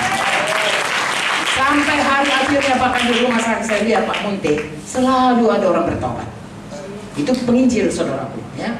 Pernah sekali orang Australia datang, dia beritakan Injil, lalu dia bilang, mari semua kalian, siapa yang mau berdamai dengan Tuhan silakan maju. Gak ada orang datang. Udah pun diterjemahkan baik-baik, gak ada juga orang mau datang.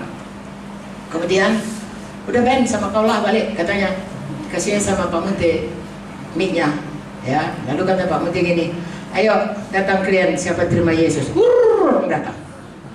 Terus dia bilangnya, apa kau bilang? Kau datang dia, kok aku mau datang?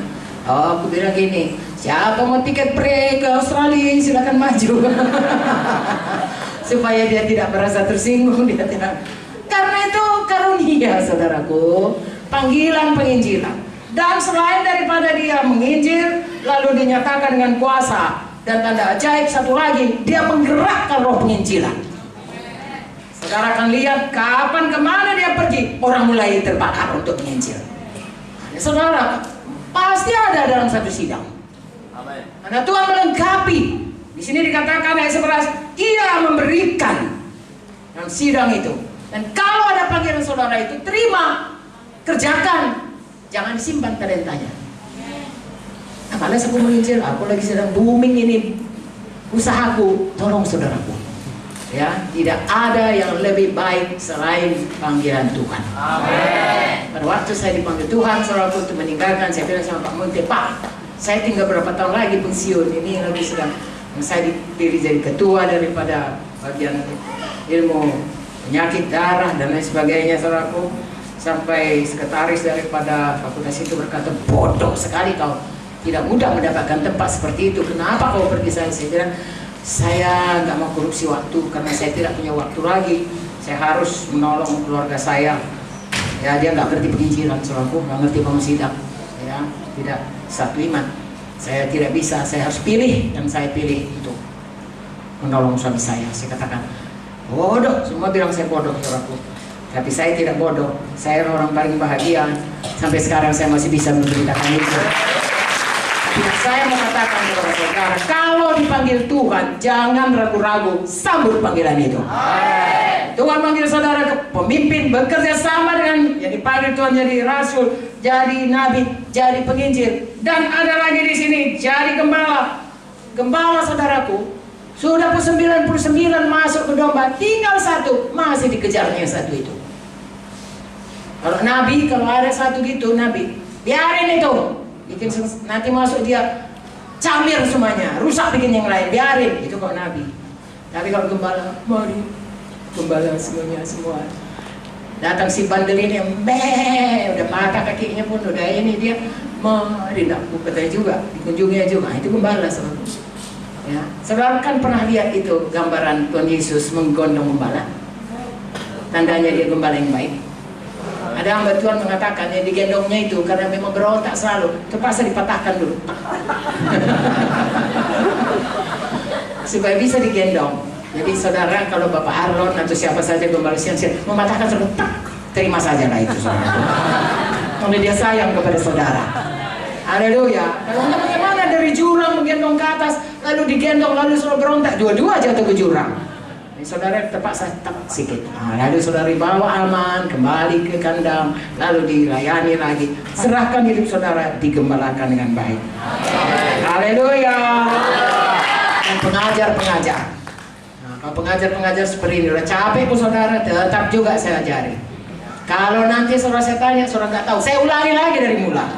Itulah pengajar, menceritakan sampai jelas dasar-dasar doktrin daripada gereja Tuhan, firman Tuhan, sehingga jemaat itu mengerti jalan Tuhan. Haleluya. Jadi inilah pemimpin-pemimpin dalam sidang, saudara patuhilah mereka. Haleluya. Kadang-kadang gembala sidang diberi Tuhan karunia-karunia itu sekaligus, tapi dalam tingkat yang tidak sama. Lebih menonjol penginjilnya, lebih menonjol gurunya, lebih menonjol sebagai rasulnya. Misalnya kalau Agus Leo, itu kerjanya kemana-mana tuh, saudaraku, nggak tahan dia kalau tinggal di Kupang aja. Makanya udah sampai ke sana, udah sampai kemarin, udah sampai seluruh kabupaten NTT itu sudah didirikan sidang. Ya memang itu panggilannya. Ya, ada lagi yang lain, saudaraku, dia sangat, saudaraku, dia diam di situ, tetapi kemana-mana orang bisa, saudara. Jadi berbagai-bagai, yang manapun itu Tuhan yang memberikannya, terima, jalankan dengan baik. Ada Roh Kudus menolong kita. Amin. Dan kalau dia dikatakan fivefold ministry, kelima-limanya bekerja sama. Karena Tuhan memberikan itu menjadi satu kelengkapan kepada sidang Tuhan. Nah, sampai di sini walaupun saudara tidak sepenuhnya saudara bisa saudara terima ini. Amin. Bisa saudara mengerti? Amin. Mau saudara ikut serta membangun gereja ini? Amin. Beri kemuliaan kepada Tuhan. Saya bacakan sedikit lagi ayat 12. Untuk apa itu kepemimpinan? Untuk memperlengkapi orang-orang kudus, yaitu semua jemaat, bagi pekerjaan pelayanan, bagi pembangunan tubuh Kristus. Dengar saya baik-baik. Di sini dikatakan bahasa Inggrisnya work of ministry. Artinya pekerjaan. Jadi itu pekerjaan kok kita. Kalau ada kerjaan kita, apa kerjamu? Di bank. Ya, di bank itu apa? Jadi teller. Kita kerja kita ada. Kita nggak mojok-mojok, saudaraku, kalau kerja di bank. Kawan ini kenapa di sini? Iya, aku kerja di mana? Kau kerja, kok bisa kau hari ini libur? Iya, aku kerja di sana kapan aku suka. Cepat. Langsung sudah dicopot.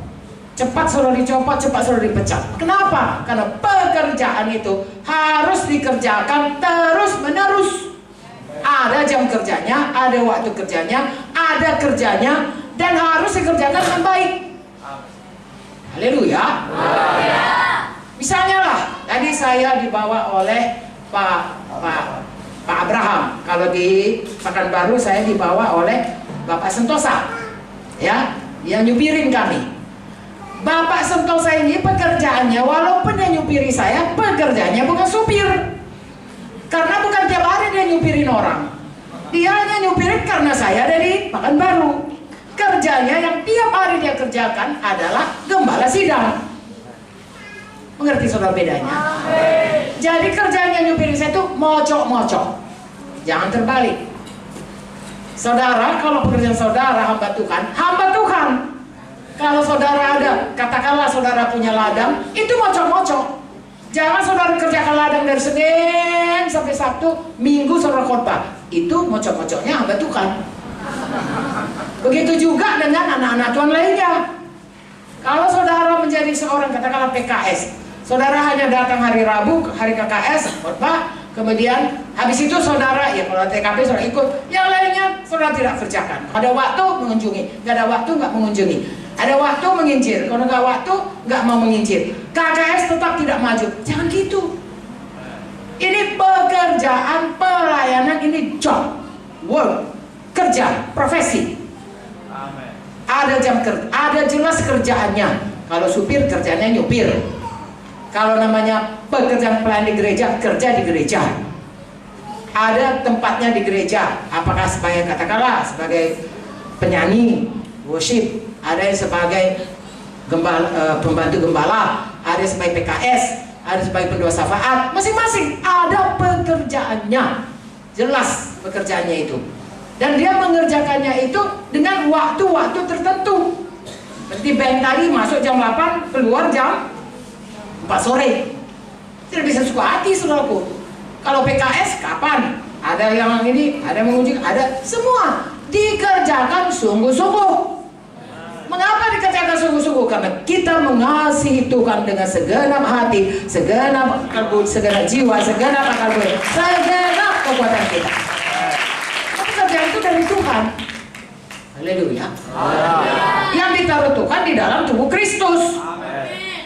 Kerjakan sungguh-sungguh. Gak ada orang menghormati kita, gak ada apresiasi, no problem.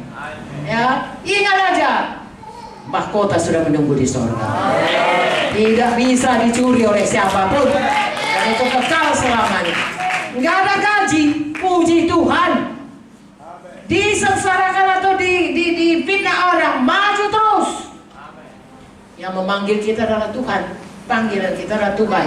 Itu pekerjaan kita. Saudaraku, kalau tukang bank itu, kalau pagi, bukan tukang bank, orang yang kerja di bank, kalau kami datang pagi, misalnya mau ke bank itu ngurus urusan GKI, lalu kemudian pagi itu rapi saudaraku, jasnya ini isinya rapi. Tapi kalau kami begitu sibuk, sore baru kami datang, orang yang sama udah lusuh, bajunya udah keluar, ya, rambutnya udah acak-acakan, keringannya udah bau kering, bau ketiak lagi saudaraku, ya dan lain sebagainya. Kami bilang, Mas Toha, nanya Toha, capek ya hari ini? Iya Bu, sibuk sekali nih, begini. Kenapa? Karena dia kerja sungguh-sungguh. Gembala betul-betul gembala domba, pasti bajunya lecek. Bagaimana kalau gembala pergi ke domba, bajunya masih juga berjas? Nggak bisa saudaraku. Jadi saudara kalau kerja, mesti siap kerja keras. Haleluya. Pulang dari mengunjungi, suntuknya nggak kira-kira. Apapun ku bilang dia nggak mau. Tuhan, apalagi mau ku bilang supaya bro, bapak siang itu. Sudah pun kulayani dia begini. Kerja keras saudaraku. Saudara bisa juga tidak, itu pilihan, tapi saudara harus kerja keras. Mengapa? Karena itu untuk membangun tubuh Kristus. Bagaimana membangunnya? 13. Supaya semua sampai kesatuan iman, pengetahuan yang benar tentang anak Allah, punya pekerjaan pelayanan, entahkah itu kita PKS, entahkah itu kita pendua sapaan, entahkah kita penyanyi, entahkah kita menyapu ruangan ini pun. maka kita akan melihat kita bertumbuh bersama-sama, tidak bisa ditipu oleh siapapun. Haleluya. Bukan lagi anak-anak, tidak diombang-ambingkan, sudah kuat di dalam Tuhan segala permainan palsu manusia. Ayat 15, tetapi dengan teguh berpegang pada kebenaran di dalam kasih. Ya, kita berpegang kepada kebenaran, kita tidak bisa digoyahkan, tapi kita tetap dalam kasih, tidak marah, tidak berontak, tidak berpecah. Kita bertumbuh dalam segala ke arah Dia, ke arah Kristus yang adalah kepala, patuh kepada kepala. Haleluya. Dengar ayat 16. Daripada Tuhan Yesus seluruh tubuh saudara di GKI Duri dan di GKI yang lain-lain rapi tersusun, diikat menjadi satu oleh pelayanan semua bagiannya. Kerjasama sayang. Tidak perlu cemburu, tidak perlu saling menghina atau saling menghakimi, tidak perlu. Sesuai dengan kadar pekerjaan tiap-tiap anggota, menerima pertumbuhannya dan membangun dirinya dalam kasih. Tolong kerjakan semua dalam kasih dan dalam kuasa Tuhan. Haleluya. Semua berguna. Tidak ada yang tidak berguna. Yang nyapu gereja ini berguna. Yang berdoa tidak nampak berguna. Yang mengunjungi jiwa-jiwa berguna. Yang menginjil dengan setia berguna. Yang merencanakan kebaktian, semuanya berguna. Tidak ada yang tidak berguna. Dan selalu katakan tubuh saya ini semua berguna. Mata saya berguna, alis saya berguna. Ya, bulu hidung pun berguna. Tai kuping pun berguna. Ini tai kuping, saya selalu cerita tai kuping ini pahit, saudara. Jadi kalau masuk binatang kecil-kecil, keluar dia, tak mau lagi dia masuk. Kalau nggak percaya besok korek makan. Pasti pahit. Maksud saya tidak ada yang tidak berguna. Bacalah 1 Korintus 12 itu. Jadi tiap-tiap kita setia kepada tempat kita ditaruh Tuhan. Bersyukur apapun itu ditaruh Tuhan, karena disitulah tempat kita yang paling baik, paling berhasil, paling mempermuliakan Tuhan. Amin. Tidak usah cemburu akan orang lain. Tidak usah menghakimi orang lain. Yang perlu saling rendah hati, saling lembut hati, saling mendoakan, saling menolong, saling bersekutu, saling mempersatukan. Haleluya. Tuhan saudaraku adalah Tuhan yang adil. Dia akan tahu saudaraku, bagi siapa yang perlu sekali dikaruniakannya mahkota-mahkota yang sudah disediakannya. Tuhan tahu betul, Tuhan tidak pernah salah di dalam menilai seseorang. Dari itu, mari kita tulus hati saja kepada Tuhan. Apapun kata orang, kata Tuhan yang betul. Kalaupun orang bilang kita baik, hati kita masih tertuduh, belumnya sungguh-sungguh kita. Mari sungguh-sungguh. Sudah kita segenap hati seberapa kita sanggup, tapi masih banyak komentar orang, saudaraku. Ucapkan syukur kepada Tuhan, bahwasanya kita sangat mengasihi Tuhan. Haleluya. Sampai di sini bisakah saudara terima itu? Haleluya. Haleluya. Bisakah kita semua berubah? Punya iman semua kita memancarkan kemuliaan Tuhan? Yesus berkata, kalau aku ditinggikan, aku akan menang. Jadi saudaraku, mengasihi Tuhan, mengasihi sesama, berubah makin hari makin menjadi seperti Yesus. Ambil tempat saudara yang taruh Tuhan di tubuh Kristus. Sungguh-sungguh bekerja. Siapa kepemimpinan, patuh. Karena saudara patuh kepada Tuhan, saudara patuh pada pemimpin. Kalau ada yang tidak cocok, usahakan persatuan. Jangan pernah mau jadi perpecahan. Amsal 6 berkata, Tuhan mengatakan memecah tubuh Kristus, saudara, kekejian kepada Tuhan. Ya, Amsal 6. Jangan ada di situ, saudaraku. Saya percaya sidang ini tidak akan pernah ada hal seperti itu. Amsal 6 ayat 16 sampai ayat 19. Jangan mau ditipu setan, karena setan itu kerjanya penipu, pembohong dari mulanya. Dia akan menyuntik kita, saudaraku, untuk dapat memecah. Jangan mau, saudaraku. 6 perkara, ayat 16 ayat pasal 6 Amsal. 6 perkara ini yang dibenci Tuhan. Berapa, saudaraku? Bahkan 7 perkara menjadi kekejian bagi hatinya. Keji itu jahat, saudaraku. Janganlah kita ada di situ. Apakah itu? 1. Mata sombong. 2. Lidah dusta. 3. Tangan yang menumpahkan darah yang tidak bersalah. 4. Hati yang membuat rencana-rencana yang jahat. 5. Segera lari menuju ke 6. 7. Menimbulkan pertengkaran saudara. Haleluya. Dan biasanya kalau menimbulkan pertengkaran saudara karena ada kebohongan, ada hal-hal yang dikatakan yang tidak menjadi berkat, ya, berubah. Amin. Berubah dan berbuah di hadapan Tuhan. Amin. Dan terakhir saya akan mintakan sebentar ini Joyce akan menyampaikannya. Bagaimanakah kita manusia baru? Masih Efesus 4 tadi ayat 22.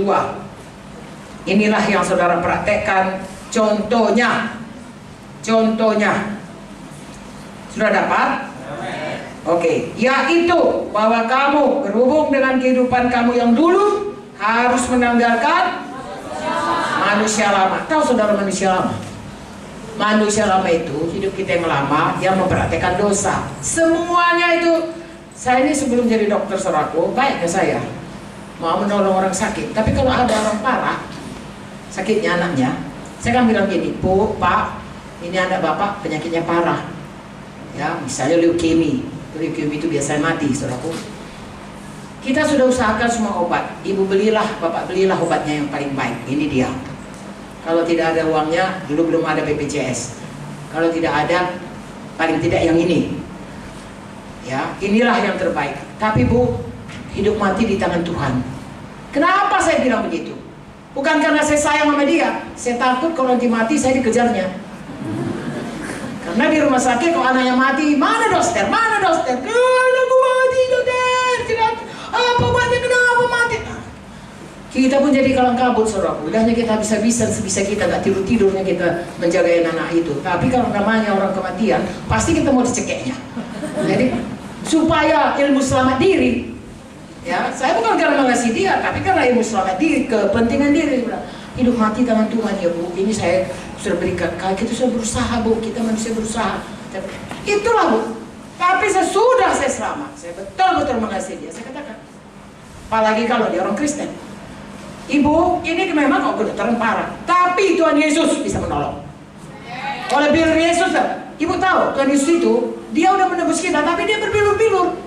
Artinya kalau kita percaya itu, maka bilur Yesus bisa menyembuhkan kita. Anak ibu ini kita doakan bisa sembuh. Maka sholat GKI didirikan oleh orang-orang yang begitu di Medan. Orang-orang dari rumah sakit sudah mau mati, sudah dikirim, saudaraku, ini hopeless case. Kirim kepada saya sakit aplastik anemi, sebentar lagi menjadi leukemia. Saya bilang, percaya kau? Berusia kian, namanya Linda. Percaya, saya bawa saudaraku, rumahnya di Pucuk sana, datang ke Hasanuddin, bawa lagi ke kampung, karena belum ada GKI di Medan. Bawa 40 km ke kampung. Anaknya yang tadi biasa, saudaraku, sedikit aja di darah, sekali slip mobil kami, masuk ke Paret, masuk ke got, masuk sini. Anaknya sudah berguling-guling di mobil, biasanya disentuh aja sakit berdarah. Ini anaknya tadi nggak apa-apa. Anakku tidak ada apa-apa, sudah berguling-guling ini mobilnya dan dia semua sudah anakku. Betul-betul sembuh. Satu persatu, begitulah. Nah, itulah dia saudaraku. Makanya berubah hidup kita di dalam kita mengikut Tuhan. Saya berani, itu risiko. Saya berkata, kau percaya kau? Ini udah jelas dikatakan dokter Undang Gani, ini hopeless case. Saya berani berkata, kalau kau percaya Yesus, bisa ditolong Tuhan. Datang kau ke gereja. Wah, kalau mati anaknya saudaraku bisa tutup praktek saya. Dia bisa mengadu dan berkata, ini dokter berkata ini, suruhnya ini ternyata mati. Masuk. Dulu belum ada medsos. Begitulah saudaraku. Tapi kita, kasih Tuhan menggerakkan kita untuk mau menolong orang. Nah, berubah hidup kita. Haleluya. Kalau mementingkan diri sendiri, sekarang berubah. Ya, ayat tadi berkata menanggalkan manusia lama yang menemui kebinasaan oleh nafsunya yang menyesatkan, supaya kamu dibaharui dalam roh dan pikiranmu. Tadi saya katakan, baca Alkitab saudara, berdoa sungguh-sungguh jadi pelaku firman dan seterusnya. Dan mengenakan manusia baru, telah diciptakan menurut kehendak Allah dalam kebenaran dan kekudusan sesungguhnya. Harus bertumbuh saudara kebenaran Tuhan, harus bertumbuh dalam kekudusan Tuhan.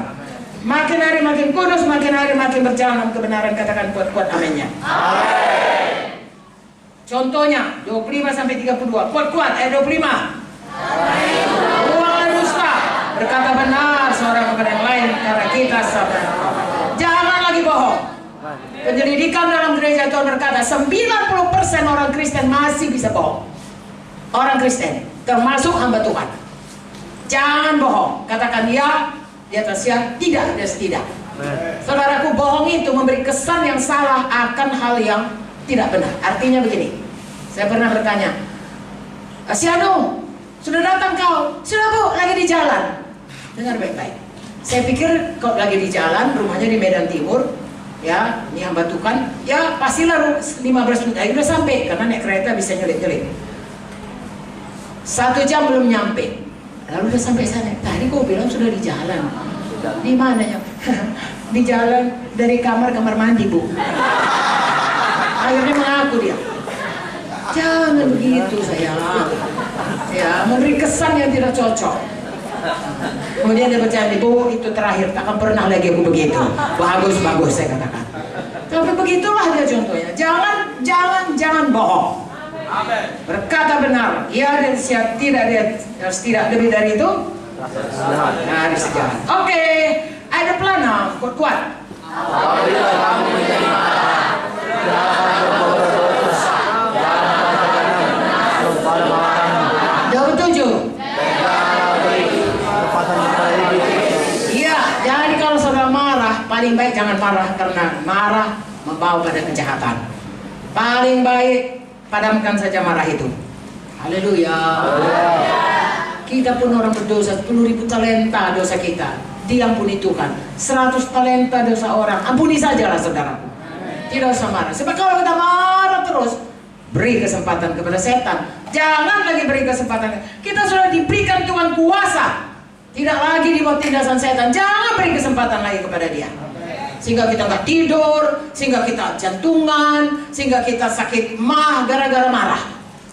Itu dikuasai musuh, itu kita ditindas musuh. Berhentilah marah. Katakan, Tuhan memang tidak patut yang kerjakannya. Aku ampuni dia Tuhan, karena Engkau lebih dulu mengampuni aku. Oh Tuhan, aku ngomong gak dengarnya lagi. Tuhanlah ngomong kepada dia. Kalau ikut udah anak Tuhan, Roh Kudus, tolong dia. Amin. Kemudian orang mencuri, 28. 1, 2, 3.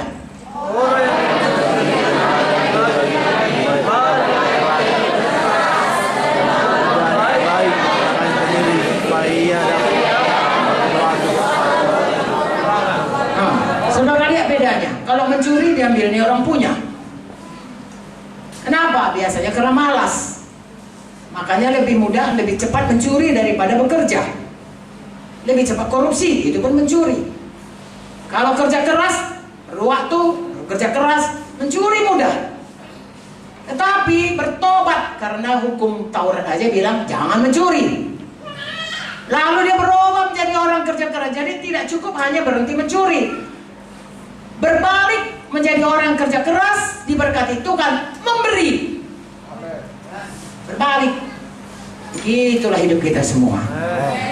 Oke, teruskan. 29.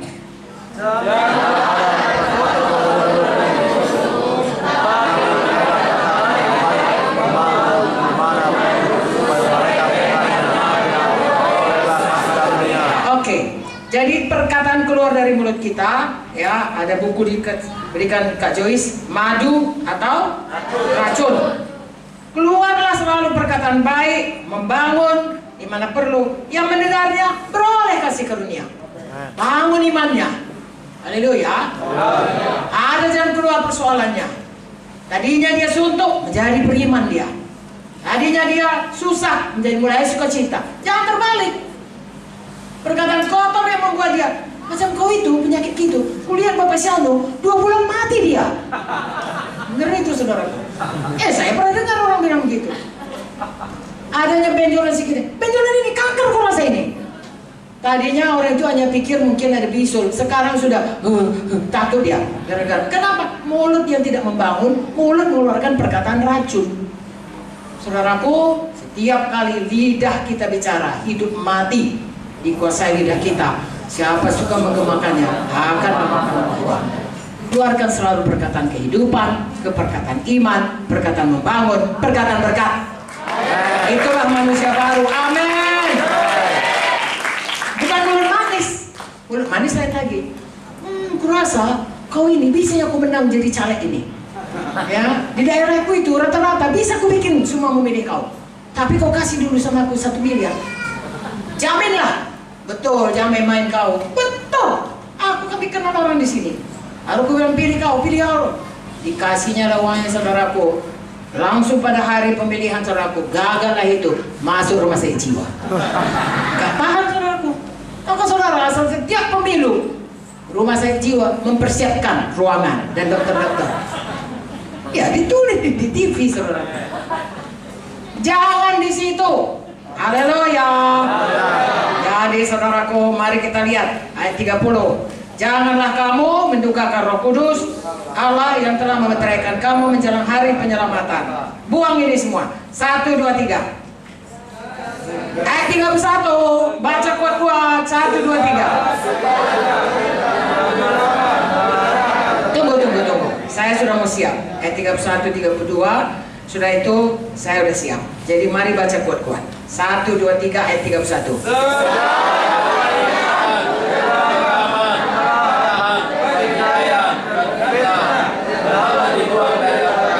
32.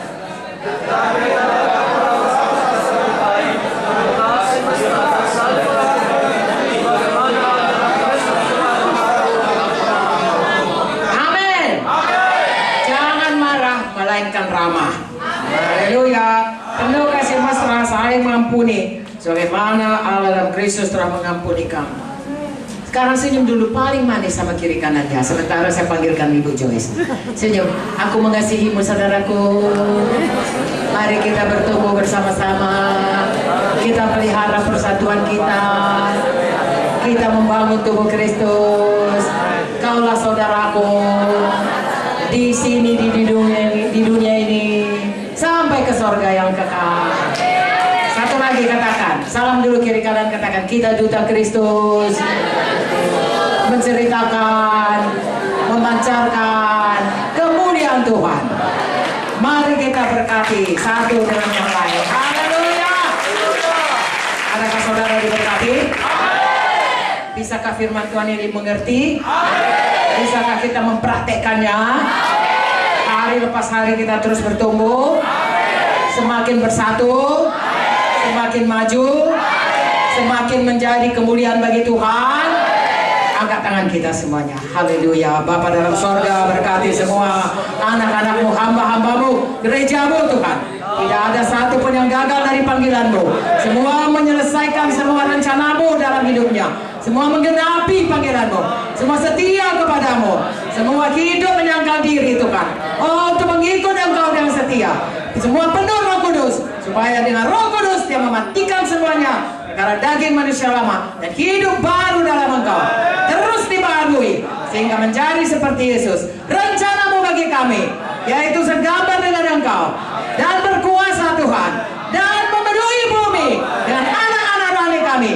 Jadi kepada kami di dalam nama Yesus, bangunkan gerejamu GKI Duri Tuhan, bangunkan seluruh gerejamu di Riau ini, maka seluruh Indonesia, seluruh kota bumi, di dalam nama Yesus, di dalam nama Yesus kami berdoa. Semua kita yang percaya berkata amin, amin dan amin. Beri kemuliaan kepada Tuhan. Saya serahkan kepada Ibu Chris.